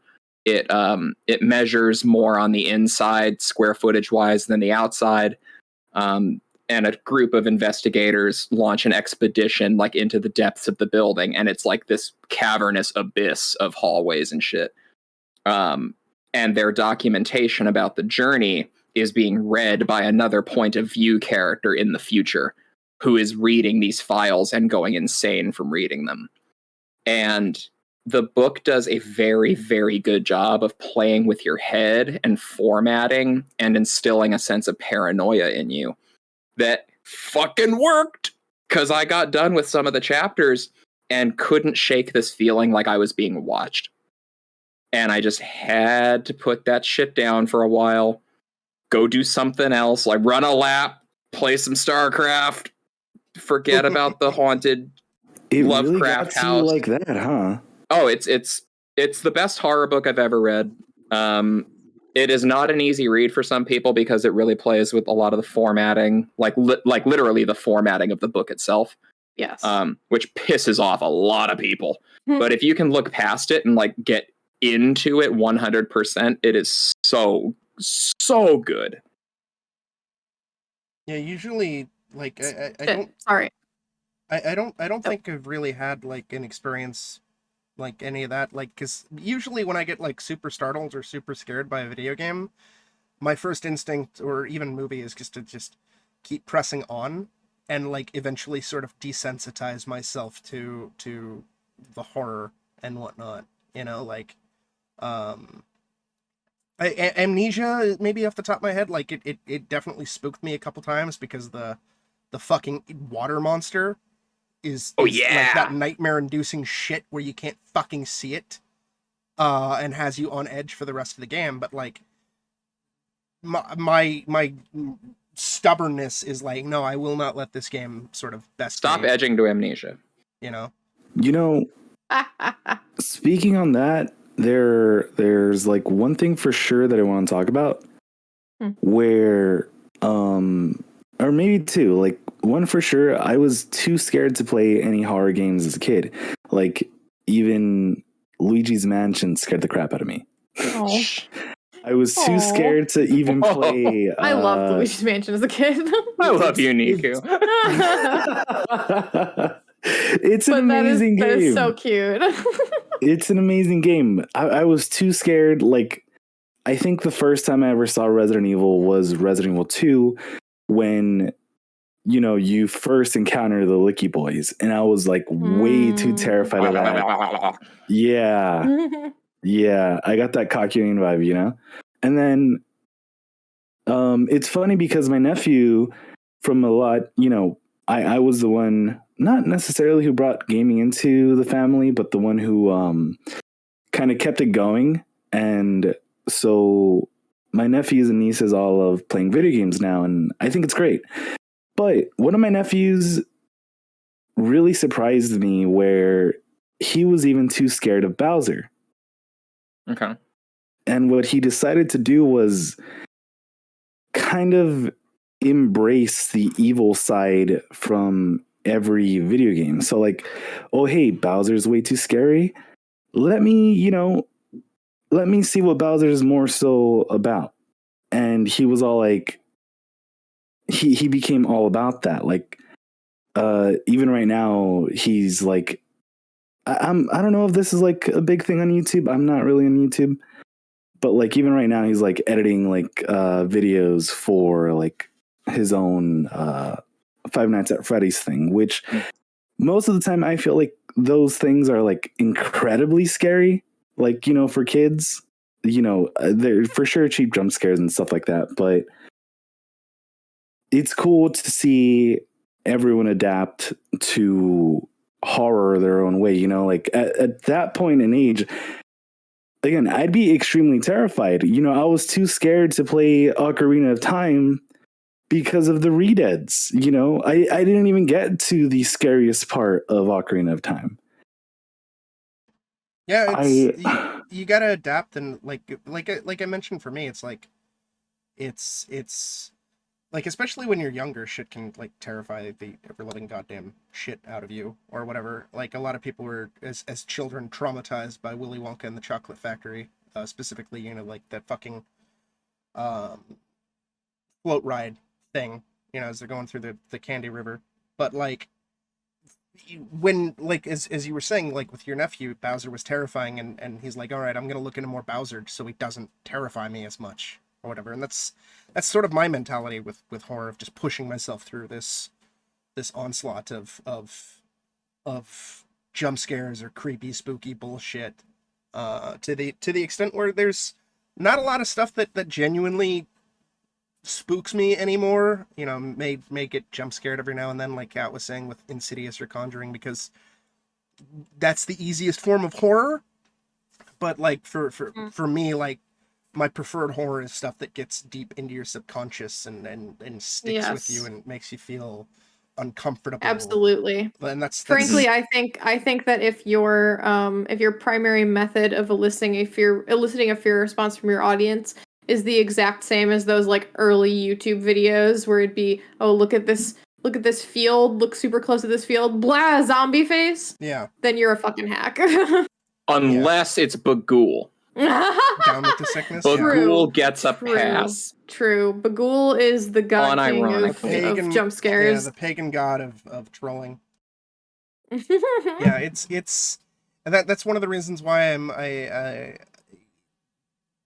I respect the first Silent Hill movie so much more than the second, because the first Silent Hill movie it tries. It doesn't necessarily succeed, but it tries. It has the slower pace.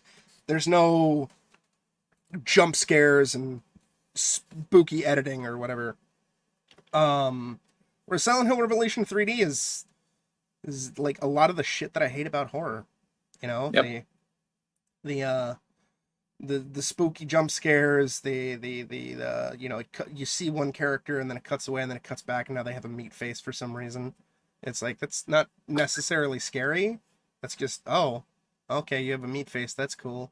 I mean, sure, maybe, I guess, in real life, if I was hanging out with, like, Lee and Kat, and I look away and I look back and all of a sudden they have meat faces, I may be like, what the fuck? But, like, in terms of, like, cinema or whatever. Just say, not again. Get your meat masks ready.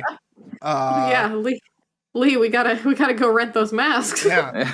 But yeah, it's and that's like one of the things that really hits home, and why I appreciate this franchise so much, which we'll get into whenever we do a full game podcast on it. But like,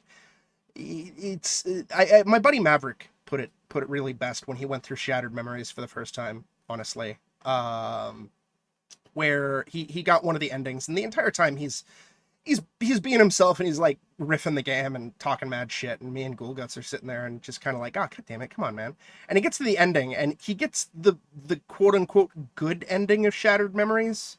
Kat, I know you know what that is, where it's the good dad ending, where even though it's not the doggo ending. No, I mean, doggo ending is fantastic. It's not necessarily good in the sense of like, oh, good versus bad ending or whatever, but like, it's the most bittersweet and less depressing ending of them all.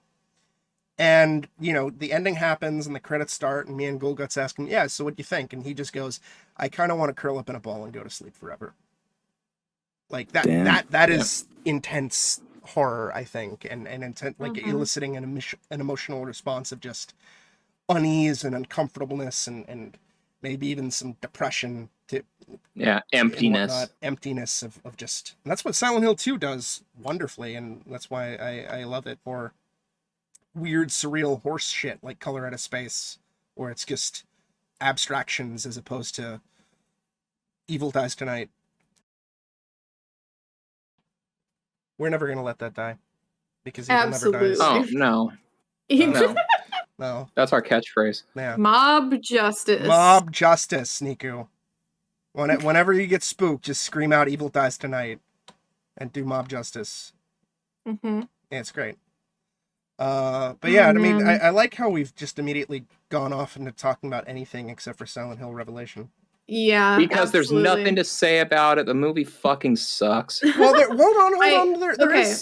There's a little bit more to say, and no, that's how yeah, it has 3 endings for 3 different sequels. Oh no! Oh my god, that's right. You're right. And then it has a post-credit sequence that we never knew about. This was like the second to last movie I watched, and I don't remember how it ended. All right, so it ends with Pyramid Head murdering Carrie Ann Moss, and then that one I remember. Heather rescues Vincent and Christopher, and then Christopher's like, I'm gonna stay in Silent Hill to find Rose, and that's sequel setup number 1. And then Heather and Vincent that's right. hop into a truck, and it's the truck driver from Origins. Sequel setup number 2. And then as they're driving away, a prison truck drives bus. by. Yeah, started driving the other way. Sequel setup number 3 because Downpour. Downpour. And and none of these have happened because Revelations was awful. And then this is the second movie in the span of a week that we've watched where we did not know there was a post-credit scene, even though at least one of us had seen it before. Like, all of us had seen Silent Hill Revelation before. Kat had seen Grave Encounters 2 before. And we didn't know there was a post-credit scene. It's like, okay, so what's the post-credit scene going to be? Is this going to be setting up a 4th fucking possible sequel? No. It's just Pyramid Head. Walking. Just chilling. Yeah, chilling, doing Pyramid not Head stuff. Set to crush. Not set to crush. not set to down with the sickness or Mbop or something. Just he's fucking dragging a stupid sword and he's just walking through a hallway. It's reminiscent to Pyramid Head's first appearance in Homecoming, where it's just he shows up and walks down a hallway, and like as Yahtzee brilliantly put it, it stops just short of him looking at the camera and doing a little song and dance number before going away because fan bait, nostalgia, and fan service. That just reminded me of one of my sacred missions that I forgot. I was going to do a compilation video of taking the endings of a bunch of movies, but then changing the credits to as if it smashed down with the sickness. That'd be beautiful. I need to get back on top of that project. You absolutely should. You need to start that with Gone with the Wind. Frankly, my dear, I don't give a damn. No, my favorite one so far was that movie with Robert Pattinson where the twist happens that he's in the Twin Towers. Oh god, and then it pans back to 9/11 and then Disturbed kicks in. Oh Beautiful. My god. Beautiful.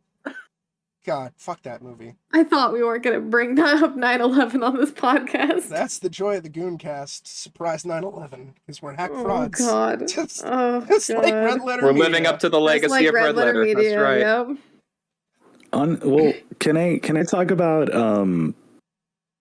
one of the games? I know we were on the topic for a little bit. Sure. Yeah, go for it.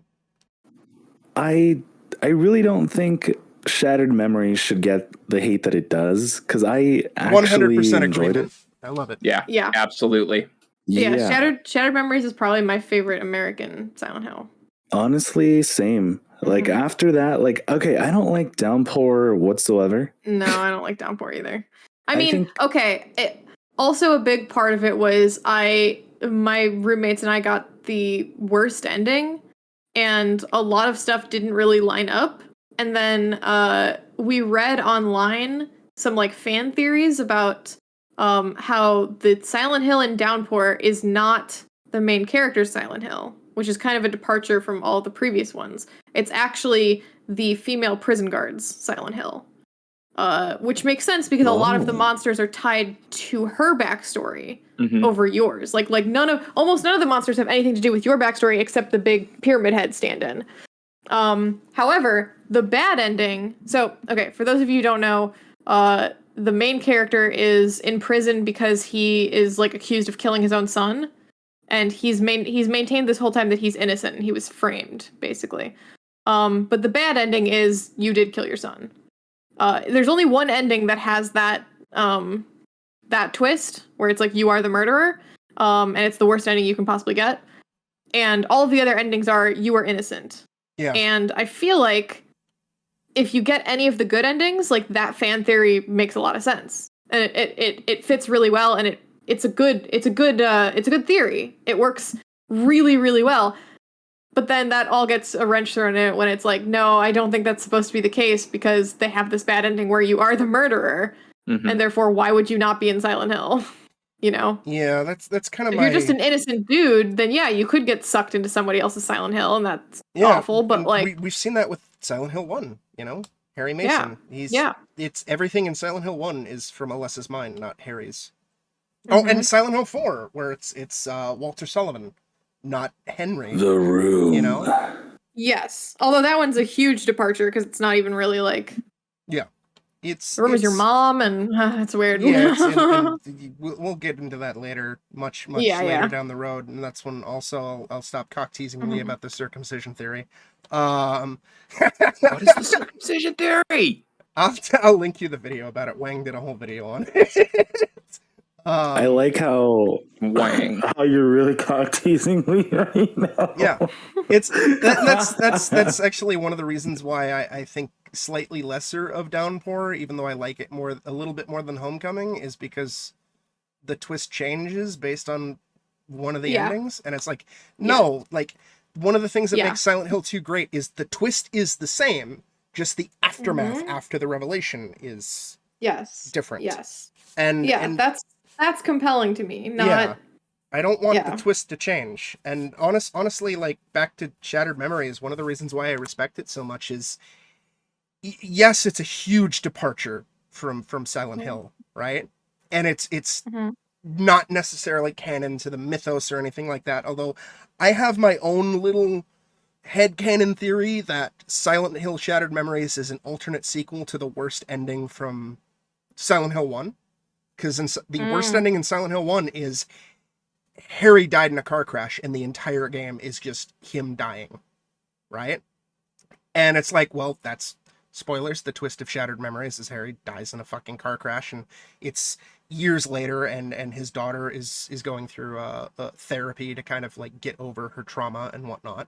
But one of the reasons why I respect Shattered Memories so much is it doesn't try to be Silent Hill 2, which is what Origins and Homecoming, for better, like they're serviceable, they're fine enough games, but they just try to be Silent Hill 2. Homecoming tries to be everything and flops on a combat rolling face. Yeah, it does. But like, you take that back. Shattered Memories is a unique, fresh, original idea. Don't you diminish the hack fraudery of Homecoming. Listen, I'm a Homecoming apologist. I think it's serviceable, even though it's combat rolling stupidity. And also has Pyramid Head walking by and waving at the camera. Yeah, I actually like Homecoming. Like, Homecoming is amazing, but it is dumb. It is stupid. It's super dumb.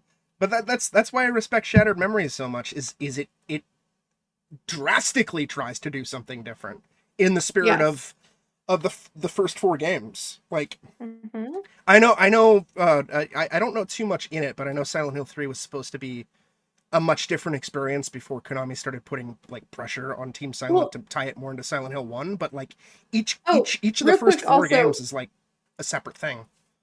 Yeah, real quick also, Silent Hill 3 isn't Heather's Silent Hill either, is it? No, it's kinda sorta. It's more Alessa's or arguably maybe Claudia's. Like you can draw symbolism to Alessa. I do always, well, I mean, that makes sense. But I do always love the James Sunderland version of Silent Hill, where it is that the main characters, you know. Yeah. It's basically their own sins have trapped them there. Yeah. That's your inner demons. Yeah, that's what they're dealing with, essentially. And that's why I liked what Shattered Memories did, and even as janky as shitty as Downpour is in some instances, it does try to take that, where it's like, you know, Shattered Memories is, when it gets to evil Silent Hill, it's just everything is fucking covered in ice. Like, this is not a Silent Hill we've seen before. And that's one of the things that I really appreciated about Downpour. I love that the rain shit as opposed to the rust Yes. The rain is super cool. And I love that in Shattered Memories, you don't fight anything. Yeah. You can't fight anything. You're the whole, like, all of the combat is you running desperately away from stuff, and the enemies will just grab you and slow you down, essentially, and eventually kill you. Yeah. But yeah. Although it's clever, it's dope. I thought it was really cool how, like, so I played the Wii version. Same. And you actually get like the phone calls through your Wiimote. Yep. Which I think is a nice little touch. It's gimmicky, but it's cool. Oh yeah, I had that version too. I remember that. Yeah, it's neat. It's been forever. Yeah. Because one of my roommates had I think it wasn't only released on Wii U. But yeah, it was on PS2 and PSP as well. Yeah, but we definitely had the Wii U version, and yeah, I remember that too. It was very startling when it first happens, where you're just like, "What the fuck? Why is my remote talking to me?" Yeah, they even had Easter eggs with the phone gimmick, where you could actually dial the Konami customer support line, and if you did, they had a pre-recorded message where the representative is just like, "Oh, you're in Silent Hill? I'm sorry, there's nothing we can do. We can't help you," and they just immediately hang up on you. It's cute. It's clever, and it's neat because it's Until Dawn before Until Dawn was a thing. Because it's very similar setup, and then I guess the only minor pet peeve, and this is just like an own personal pet peeve of just jealousy or whatnot, is about Downpour anyway.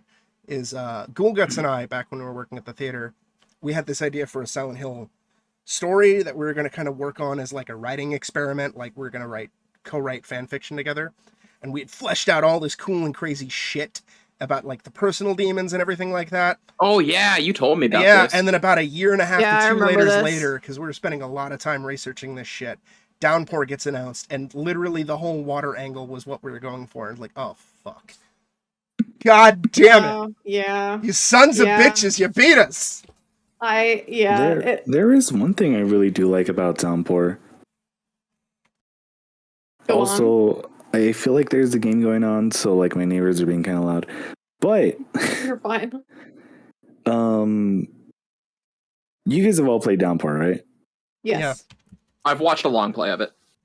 Do you remember when you walk in, or I guess crawl into someone's basement, and there's like an invisible spirit?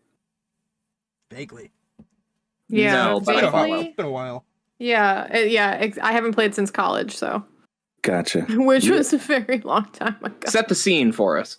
This one right here, you're trying to get into this house, and the only way in is through the basement window. Mm-hmm. So you get in there, and you start to notice freaky things go on, and you're attacked, but you can't see what it is. So you're like, what the hell? And yeah, I get it. It could be pretty bullshitty, to just be like, oh, what the heck's attacking me? But apparently, you're not even supposed to fight this spirit, but a mannequin instead, which is always there. And, mannequins, are always pretty creepy, in my opinion, whenever you play like anything horror. And mannequins are fucked. Actually, can we bring this back to Revelation real quick? Yeah. Because I will say, the mannequin spider? I like the mannequin spider. Yeah. Mannequin spider gets a pass. It's really stupid in this movie because the CGI is not good, and it's mostly used for the shitty 3D, like, whoa, right at your camera, therefore right at your face. But I think in a proper Silent Hill movie, that shit would have slapped. Yeah. It's like I mentioned as we were watching our thing too, like, and I didn't mention it earlier, but like how we were talking about Sean Bean's wasted potential. I would have loved like a proper Silent Hill movie primarily focused on Sean Bean playing a character, since he has almost that Silent Hill look. you know, where he's seen some shit. And absolutely. He's not like typically a Hollywood-looking actor or whatnot. And he definitely has a good like horror movie protagonist look to him. Yeah. Like he could be that like grizzled writer that goes to the foggy island to, you know, whatever, the Alan Wake. Yeah, and even if they wanted to like just do an adaptation of one of the games, like I think Sean Bean could have nailed a James Sunderland type character. Like totally, it would have been. He has the look, and you know he'd be better than conspiracy theorist voice actor or the voice actor selling NFTs. But yeah, you know, and plus he's a talented actor. And I just wish we got him doing stuff other than faffing about. And also, why the fuck is he Harry Mason and he doesn't die when it's fucking Sean Bean and he dies in every fucking movie? Subvert expectations. Yeah. Oh, right. Yes. I just had to bring up because I realized we didn't talk about him not dying in this fucking movie, even though he's breaking the stigma, you know. Yeah.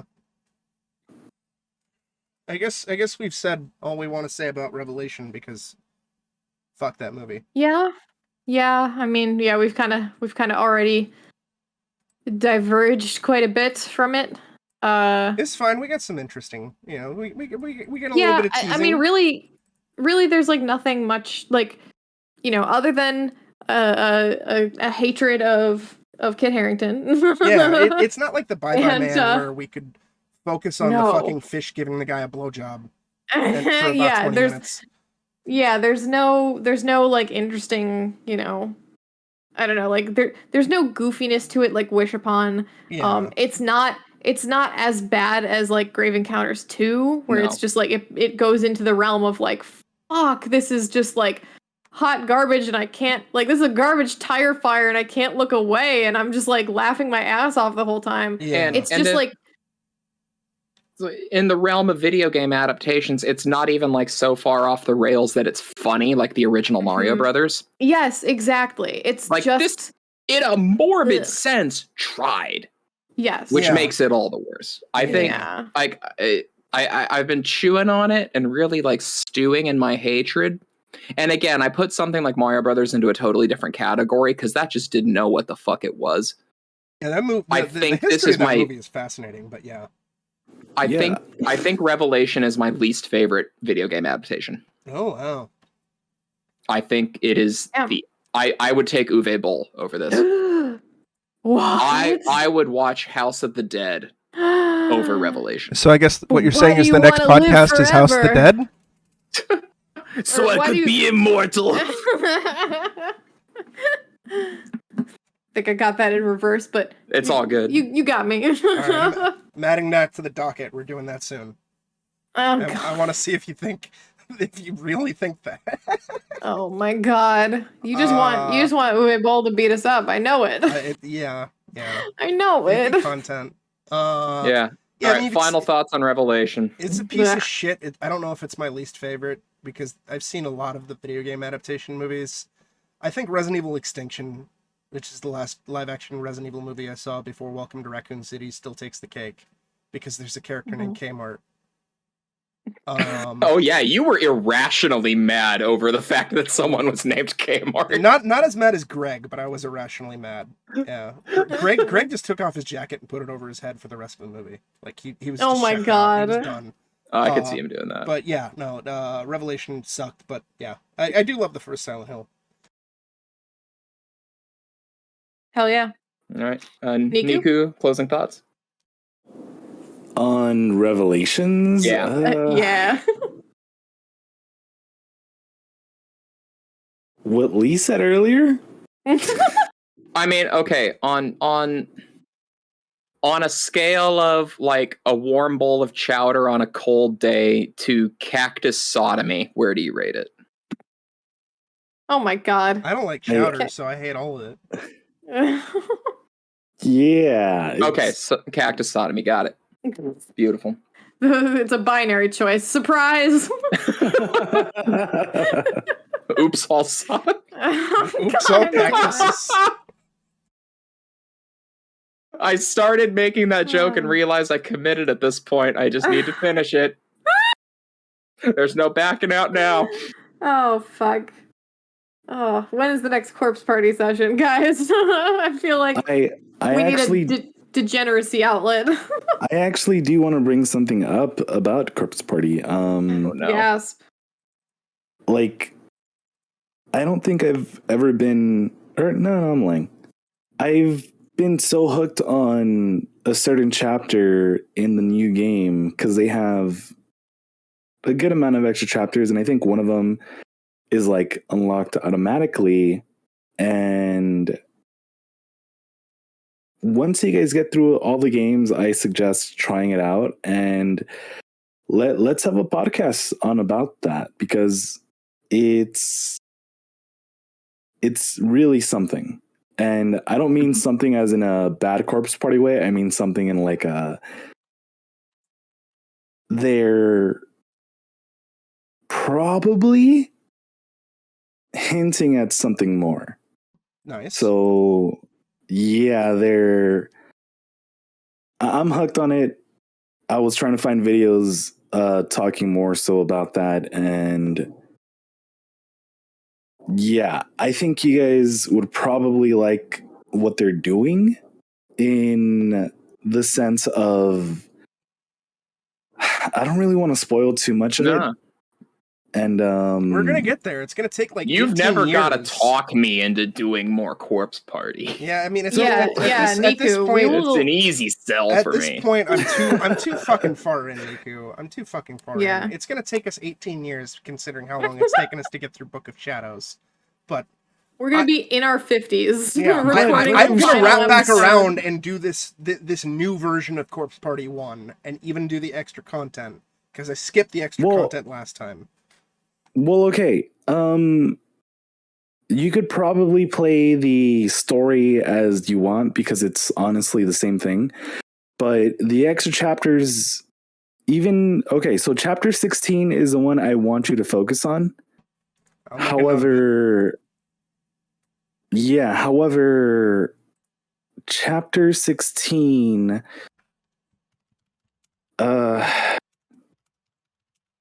you'll get your corpse party fetish feel real fast, okay? Oh, I was just thinking in the words, I get worried when Nikku is speechless when trying to describe corpse party. Well, yeah, because I feel like it does that in that same sense where it's like, oh, how can we, like with whatever horror game or story, like how do we make this edgier? Although I don't think this is as bad, but it's there. All right, we'll get there. I'm too far in, and I want to experience more of it, and that's one of the reasons why at some point down the road I want us to discuss the OVA and the live action movie.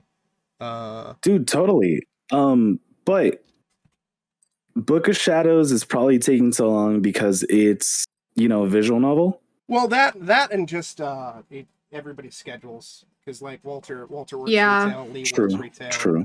And Walter's also on East Coast time, so it's like on top of whenever he gets off work, we have to sync it up with when Lee gets off work, and then like cycle schedules based on the time zone differences. It's a whole mess. I want to get through it because I'm really upset that I've been playing Corpse Party Book of Shadows now for over a year and a half, and we still haven't done it yet. I wanted to be on. It's just part of your life now, bro. Or whatever the the follow up is. Once you're done with Book of Shadows, you're going to have a lot of fun with Blood Drive. You saw a little bit of it, and... Oh, I know it has gameplay. Yeah, it has gameplay for sure. I'm pumped for gameplay. Oh, wait, hold on. I forgot. We can't do Blood Drive yet, though. Because Kat, Lee, and I, or at least my mandate of going through the entire franchise, we got to go with the next released game. And the next released game was Sweet Sachiko's Hysteric Birthday Bash. No, fuck. That's another visual novel, though, but that's a spin-off. I know. Yeah, exactly. We don't have to do it. Yeah. Listen to Nikku. Listen to the mayor of Corpse Party. Lee, we don't have to do it. What do you say? Look, I think Lee would probably like it because there's a lot of fan service, but... You mean Miss Yuhei? A lot more than that. Oh my god. Well, I mean, if it's Miss Yuhei, then... Yeah, you see, if it's Miss Yui, I'm on board, like... With the others, not so much. So, I'd strongly recommend going with Book of Shadows. One, because, gameplay. Two, because even the game, because it's a spin-off, it definitely makes fun of itself, where it's kind of like, oh, this character's here, but they don't even know her, They haven't even played this game. I just want to also point out that I really like that you don't like Revelation so much that your final thoughts just turned into, I want to talk about Corpse Party instead. Well, I kind of wanted to end off on being like, hey, I am definitely looking forward to, doing this with you guys again at some point. And I know Corpse Party is definitely a topic that we're more so familiar with.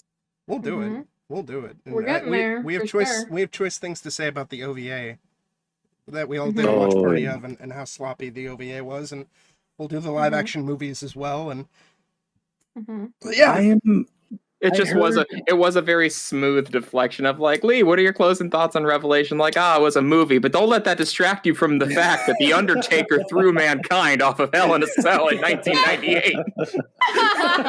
Absolutely.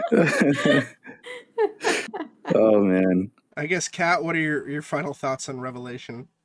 I said them earlier. It was oh, perfect. I blacked out because we were talking about Revelation, so I didn't even miss it. So I guess we're now in what have we been doing recently? And since I took charge right now, I'll just say, off of Lee's suggestion, I decided to once again do my typical Saber shit of ignoring my previous streaming responsibilities and try something completely brand new. Mm-hmm. Oh and I played through a mod for the original Resident Evil 2, the 1998 game. And this is for the PC version of the game, specifically for one of the Japanese releases of the PC version. Although, because the game was already translated, and because the modders, the Japanese PC version is fully translated, and because of modders, it can run on modern hardware. And it's a 2-part mod. The mod and its sequel.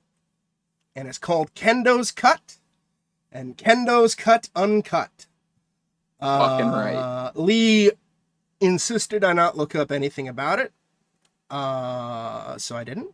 And I'm kind of going to do the same thing. The only thing that we can really say is that the mods ask the question, what if Robert Kendo, the gun shop owner at the start of the original Resident Evil 2, did not die? And the answer is insanity. Yep. I'm not going to elaborate any further, but I don't think I've played anything quite as insane on the channel in a long time, like to completion. Maybe The Quiet Man. The Quiet Man was hilariously bad and like really entertaining because of how stupid it was. But it's like unintentionally stupid, which it does that. Kendo's Cut is deliberately stupid. Like the jokes in it are very well timed and very appropriate. The first one is more restrained than the second one. I guess the closest equivalent in recent memory is Barkley Shut Up and Jam, but I haven't progressed further enough, so I can't really comment too much on it. That's not a good example. The reaction I had was very reminiscent of my very first playthrough of Illbleed and my very first playthrough of Drakengard, of just confusion and an insane laughter of just, I cannot fucking believe what the fuck is happening. It's very rare to leave Saber speechless. Yeah, and then even Cal mentioned to me, it's like, well, I mean, you played Illbleed. I was like, Kendo's Cut makes Illbleed look sane. Illbleed looks like a normal game compared to Kendo's Cut. Kendo's Cut is just ape shit. And you've seen clips, Kat, and I think Nikku, you've seen a bit of it, and Lee's seen the whole fucking thing. And I'm gonna watch the VOD at some point because I've heard so much about it that I'm just like, It is nonsense incarnate, and I loved it. It's great. I cannot recommend it enough. And since OG Resident Evil 2 on PC is abandonware, you can get a hold of it. You can't necessarily buy it through Steam or GOG, but you can easily get yourself a copy. and look into the mods as to how to get Kendo's running, but I cannot recommend it enough. It is a lot of fun. Get in there. So, hell yeah. Yeah. What have y'all been up to? Kat, why don't you go first? It's been a light week for me. Sure. Yeah, my week has also been pretty light because I feel like we've been doing a lot of stuff together, and it's stuff that will be like future podcast things or Silent Hill. But I guess I've been dabbling in a couple of games recently that I can kind of talk a little bit about. The first being I started a run on Satisfactory. I don't know if you guys know that game. Refresh my memory. Which one is that? It is like a Minecraft-esque factory building game. Yes. Okay. Yeah, it's like first-person perspective. It's still early access, but it's very cute. You can have like, it's like a co-op game. So you can have like up to 4 people, or if you unlock it, like up to like 16 or something. In your server, and you guys just like all sit there and you like mine a planet and like run a factory basically, and you sit there like trying to figure out like what the optimal like automation process is for everything, and it's pretty great. I started a new game yesterday with Will, or Friday rather, with Will, to like kind of show him what was up, and I have another game with my friend where we're like already at like level 7 or something, so we've like unlocked like nuclear fission and like and meanwhile Will and I are just barely mining like iron ore and getting little like a little bit of our power keeps shutting off because we keep building stuff too fast and not having enough power. But I really want to drop him into our like behemoth factory in my other world. But so yeah, it's been a very fun, cute game. Other than that, I really haven't had any other time for like haven't gotten to Sherlock Holmes or Arsene Lupin yet. That's on the docket at some point. And yeah, I mean, I think that's basically it. I guess like I've been doing a lot of TTRPGs and movies with these guys. So okay, yeah. That game sounds really good. It's very fun. It's like, it's the perfect, like, I literally will be on a Discord call with my friend, and I'll have like a YouTube video on in the background where it's just like music or like, a podcast or something. Usually not this podcast, but like, Red Letter Media or something. And then you just like go around automating your factory. It's really zen and cool. Nice. Yeah. I only have 2 to remark on this week, and only one was a first viewing. But it was super good. Although I don't know how much I want to talk about it right now, given that just before this episode started recording, we figured out what a future episode's going to be. But I watched the sequel to Train to Busan, Peninsula. Ooh. Which is a bit of a departure from the first film. It takes place in the same universe, several years after the events of the first film, and basically just has a whole new setting, whole new scenario. Just same rules of zombies, which I don't want to get into the spoilers of right now. But the series has a very cool take on zombies. And it was quite good. The movie didn't get great fan reviews when it came out because it was such a departure from the original. And fuck that. I think people just wanted the first one again, and that's stupid. Like, yeah, absolutely. If I had to relate this one to another film, weirdly enough, it would probably be Land of the Dead, which... on its own, I think is a movie that already had a really solid idea, and I just, there's some things about it that don't click with me. But overall, George Romero had a really fucking cool idea for that movie, and I think Peninsula did the same idea just a little bit better. So Peninsula kicked ass. And then I got to do a reviewing of a movie that I've seen several times before, but I got to show my fiance it for the first time. I had her sit down and watch Blade Runner. Oh, because nice. after the rest of the house got super into cyberpunk. She herself played a shitload of it. She's clocked like 120 hours or 130 hours into the game. And I'm like, yo, if you're like vibing on that cyberpunk aesthetic, you should see how much of that vision came from Blade Runner. Yeah. And sorry, but is Blade Runner what's on Toonami right now? Do you know? Because I think I watched like an episode. I think there's a Blade Runner anime that just came out. Is a Blade Runner? Yeah, anime? there might be an animated series that came out to go alongside it, but Blade Runner itself is a movie with Harrison Ford. We discussed it from on 82. We discussed it on the Matrix podcast because Bugs is Yes. one of the voice actors.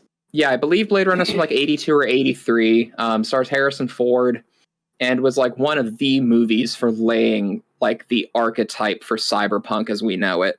And fun fact, it shares a universe with Alien and Terminator, so fuck yeah, get your expanded sci-fi universe shit going on. But yeah, first time showing it to Krista, and I don't think she liked it. Oh, Which, oh god, which, oh, like, okay, like I get it. Because one of the focal points of the movie is an extremely fucked up toxic relationship between Deckard and Rachel, the two leads. God, yeah. With like you can't even call it like, oh, it's a rough love scene. No, it's rape. Yeah. It's that same kind of soft love making that Rocky did back in the first movie. But yeah, I thought it would go over a little bit better. I was hyping up the performances. Like, Ford is really giving it his all in this one. One of the greatest of all-time villain performances. Yeah, Rutger Hauer's fantastic. I can't even call him a villain. He's an antagonist. He's not a villain. Yeah, Rutger Hauer, fucking as Roy Batty, she absolutely kills it. She might like 2042 or 2043 more. Like, I personally like that one a lot more. I think that's a more interesting and compelling film. But like, yeah, Blade Runner. Which cut did you show her, by the way? The final one or director's? Final, yeah. Okay, yeah, because that's another the good one. That's the other problem with the first movie is there's like 98 different goddamn cuts, and I'm sure Ridley Scott is working on the final cut right now, where, Prometheus ties more into Prometheus or whatever, since he's insistent that Blade Runner is set in the same universe as Alien, even though they're owned by two different studios and based off of two completely different IPs. Well, those links do go way far back. Tyrell Corporation from Blade Runner is referenced in Aliens, and Weyland Yutani is referenced in Blade Runner. Yada yada yada. I know. It's just I'm making fun of old man Ridley being senile and. Oh, I'm all about senile old man Ridley, but yeah, I like the shared universe thing. Yeah. I don't know how big I am on the whole Terminator one, but yeah, Blade Runner and Alien to me is canon. But I digress. I kind of thought it would go over better, but I fucking love that movie. I watch it at least once every, I don't know, 3-4 months. Just because it's one of those good, like, I've seen it so many times, it's just like a background movie now. Yes, sure. Yeah. That movie fucking slaps. So, yeah, so it's been zombies and cyberpunk for me. Hell yeah. Nikku, what have you been up to? Mario Maker, so dumpster diving the usual. Yeah. Hell yeah. Yeah, for those of you out there not familiar with NikkuSenpai's work, check out his Twitch stream. He is one of the most legit expert level Mario Maker runners. Check his shit out. Yeah. The amount of shit that you go through, Nikku. Oh. The amount of shit that you put up with. The amount of shit that you put up with in Mario Maker, Nikku. Like, I've seen some of the horse shit that you fucking dove into with that fucking game. Some of the worst fucking levels imaginable. And I don't know how you don't rage out every fucking time. Honestly, I have a lot of fun with it. I know, like, one of the big things behind Mario Maker is that it's always something new, and, you know, generally it's always like something new as in garbage. But it's fun, you know? Like I got to play these levels and I'm all like, hey, you know, some of these level creators really don't know what they're doing. And I'm just like, okay, let me find some nice cheese here. Let me find a way to completely make your, you know, hours and hours and effort of working on a game be nothing.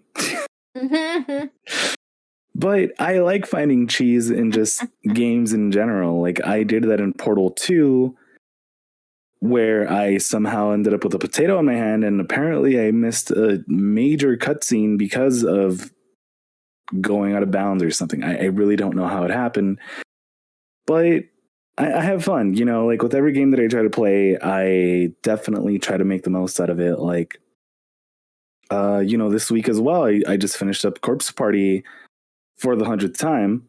And honestly, chapter 16 is what's been keeping me so freaking hooked. Like I've tried to find like future explanations for this, and I'm really hoping that it ties into something else in the future, which I won't get too into, so I won't spoil things. And also, I think it would also make like possibly nice content for a Corpse Party, you know, Gooncast in the future.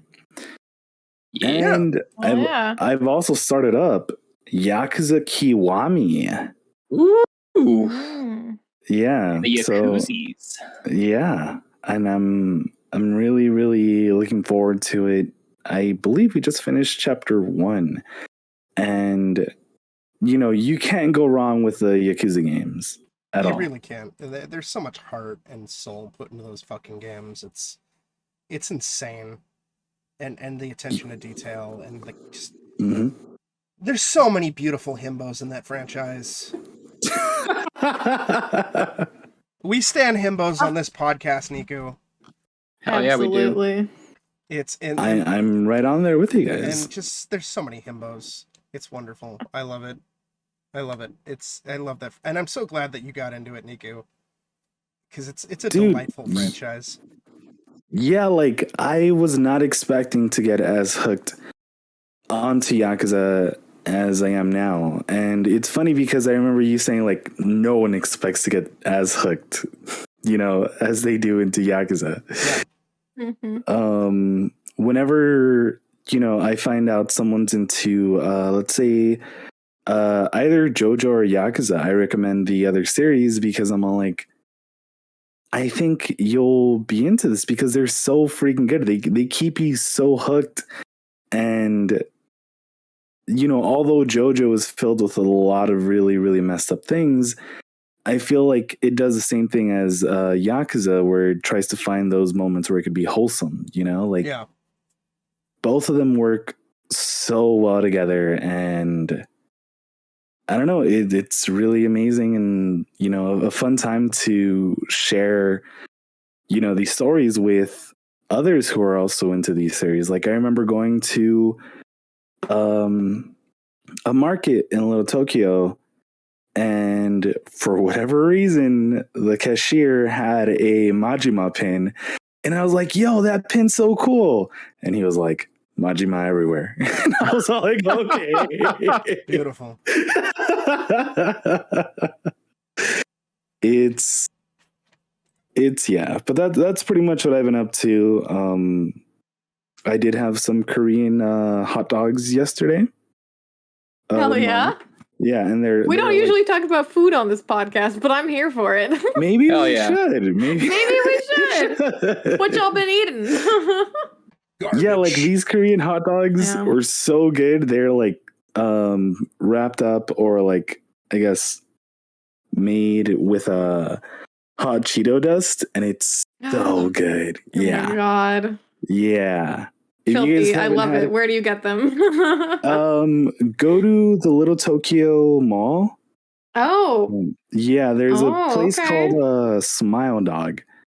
And I know Smile Dog. Okay. I will get the hot Cheeto one.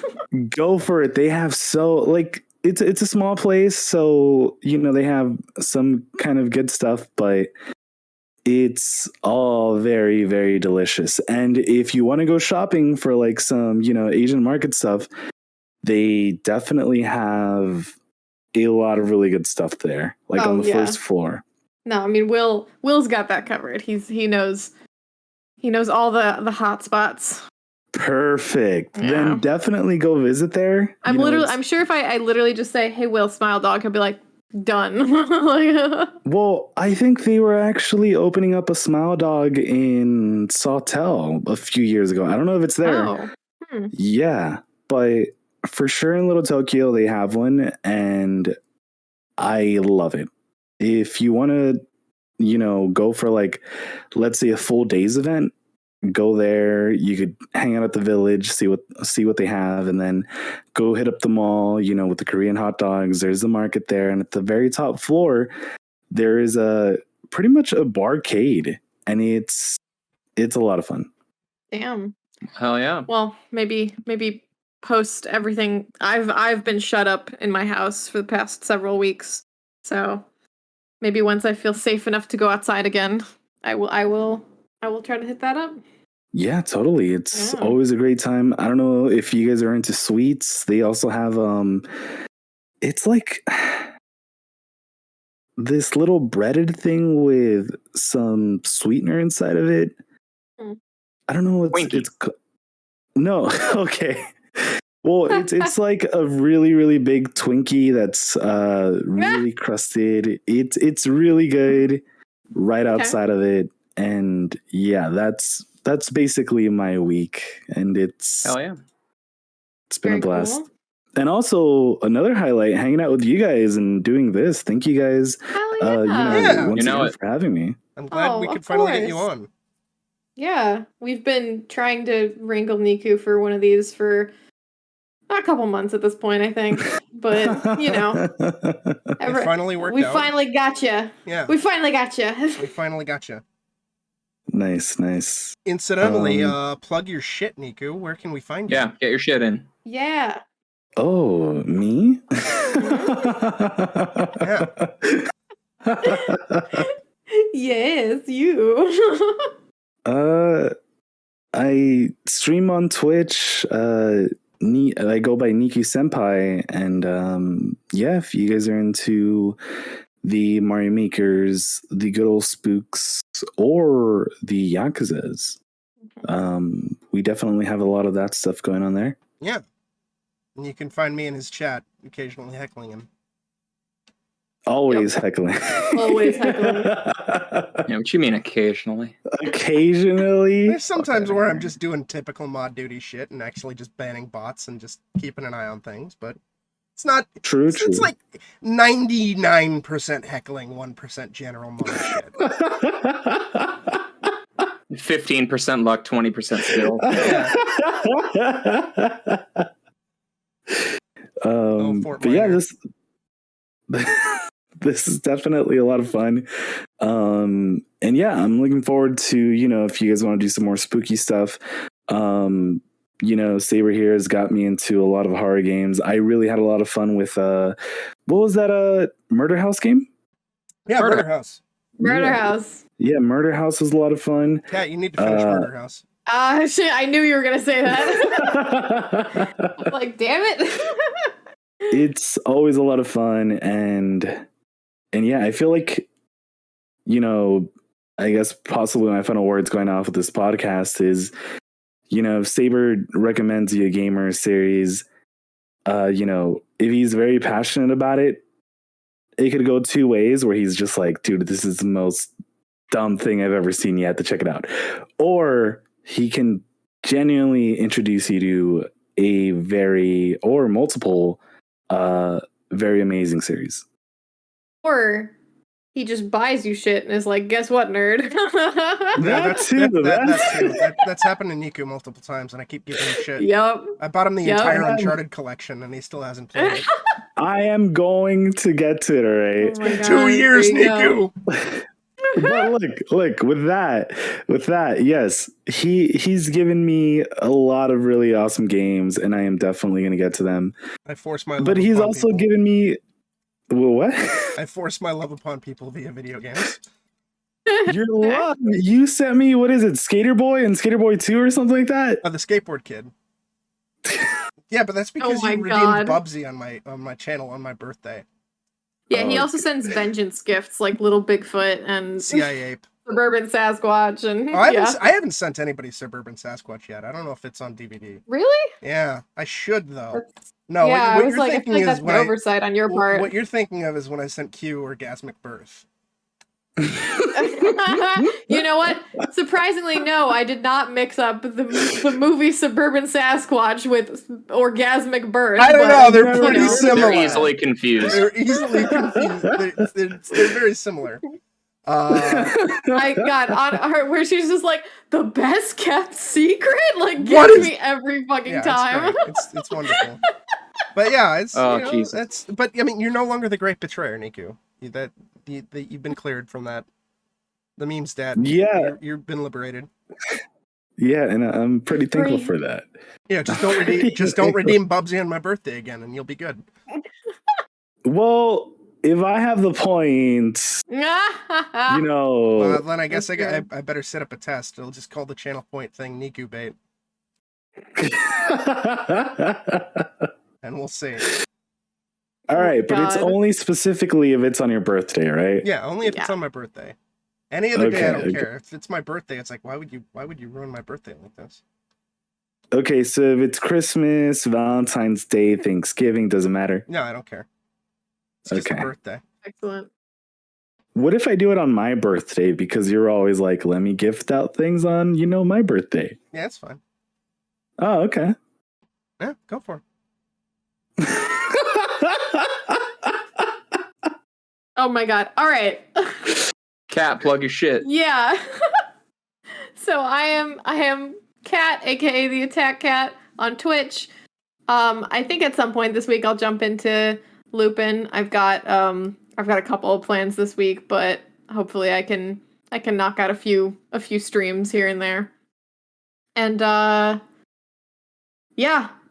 Silent Hill is great, and we don't talk about the other one. Precisely. And it's been your boy Lee Alder, the Valley Jester. My stream is currently on hiatus while I'm figuring out a moving arrangement, which will be fixed shortly. I will be in a new pad, and we'll have a nice new stream background debuting. I am most likely just going to finish Kingdom Hearts 3 off stream at this point, just because it's starting to drag a little long. And that way, when I get things back started again, we'll just jump right into something new, which will probably be FF7 Remake on PC. Yeah, time goes. Woo! Yeah, time ghosts. God damn it. And go on. Is that a horror game I should know about? Time Ghosts? No. FF7 Remake. It makes FF7, the game horrifying. Yeah, the FF7 Remake is horrifying if you hate bad writing and you're not a Nomura apologist, but that's a different topic for a different day. But I mean, the game has its fans. I don't want to begrudge them for their tastes, and it did give us Italian Tifa in terms of current events. Molto bene. I don't know where that came from, but I'll tell you after the podcast. Yeah, I'll tell you after the podcast. Okay, perfect. Yeah. So anyways, this is your resident hack fraud, James, also known as Saber0307 on Twitch and whatnot. Streaming whenever I can, shirking my responsibilities in favor of newer, shinier shit. Y'all take care of yourselves. Stay safe, be excellent to each other. Thank you for listening, and everybody get fucked. I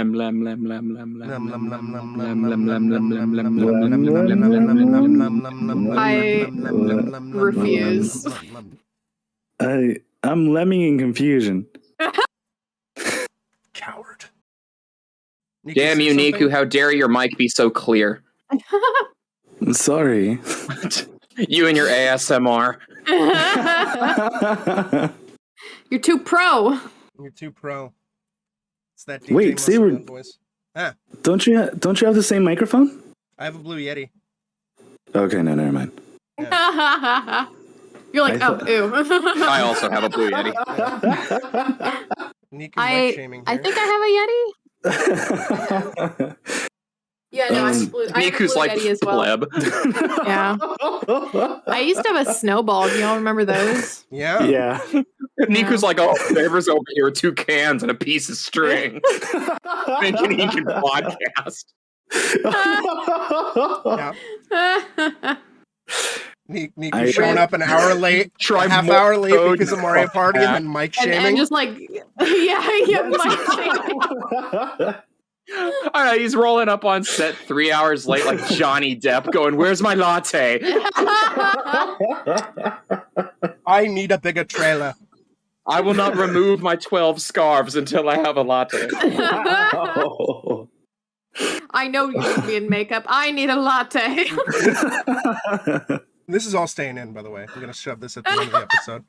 Oh, I'm actually glad that was recording. Yeah, I was on that mic bit, and I'm like, ooh, I'm in good form today. Yeah, I've been recording for the last couple minutes. Oh, yeah, we'll tack that on at the end or something. That's good. Yeah.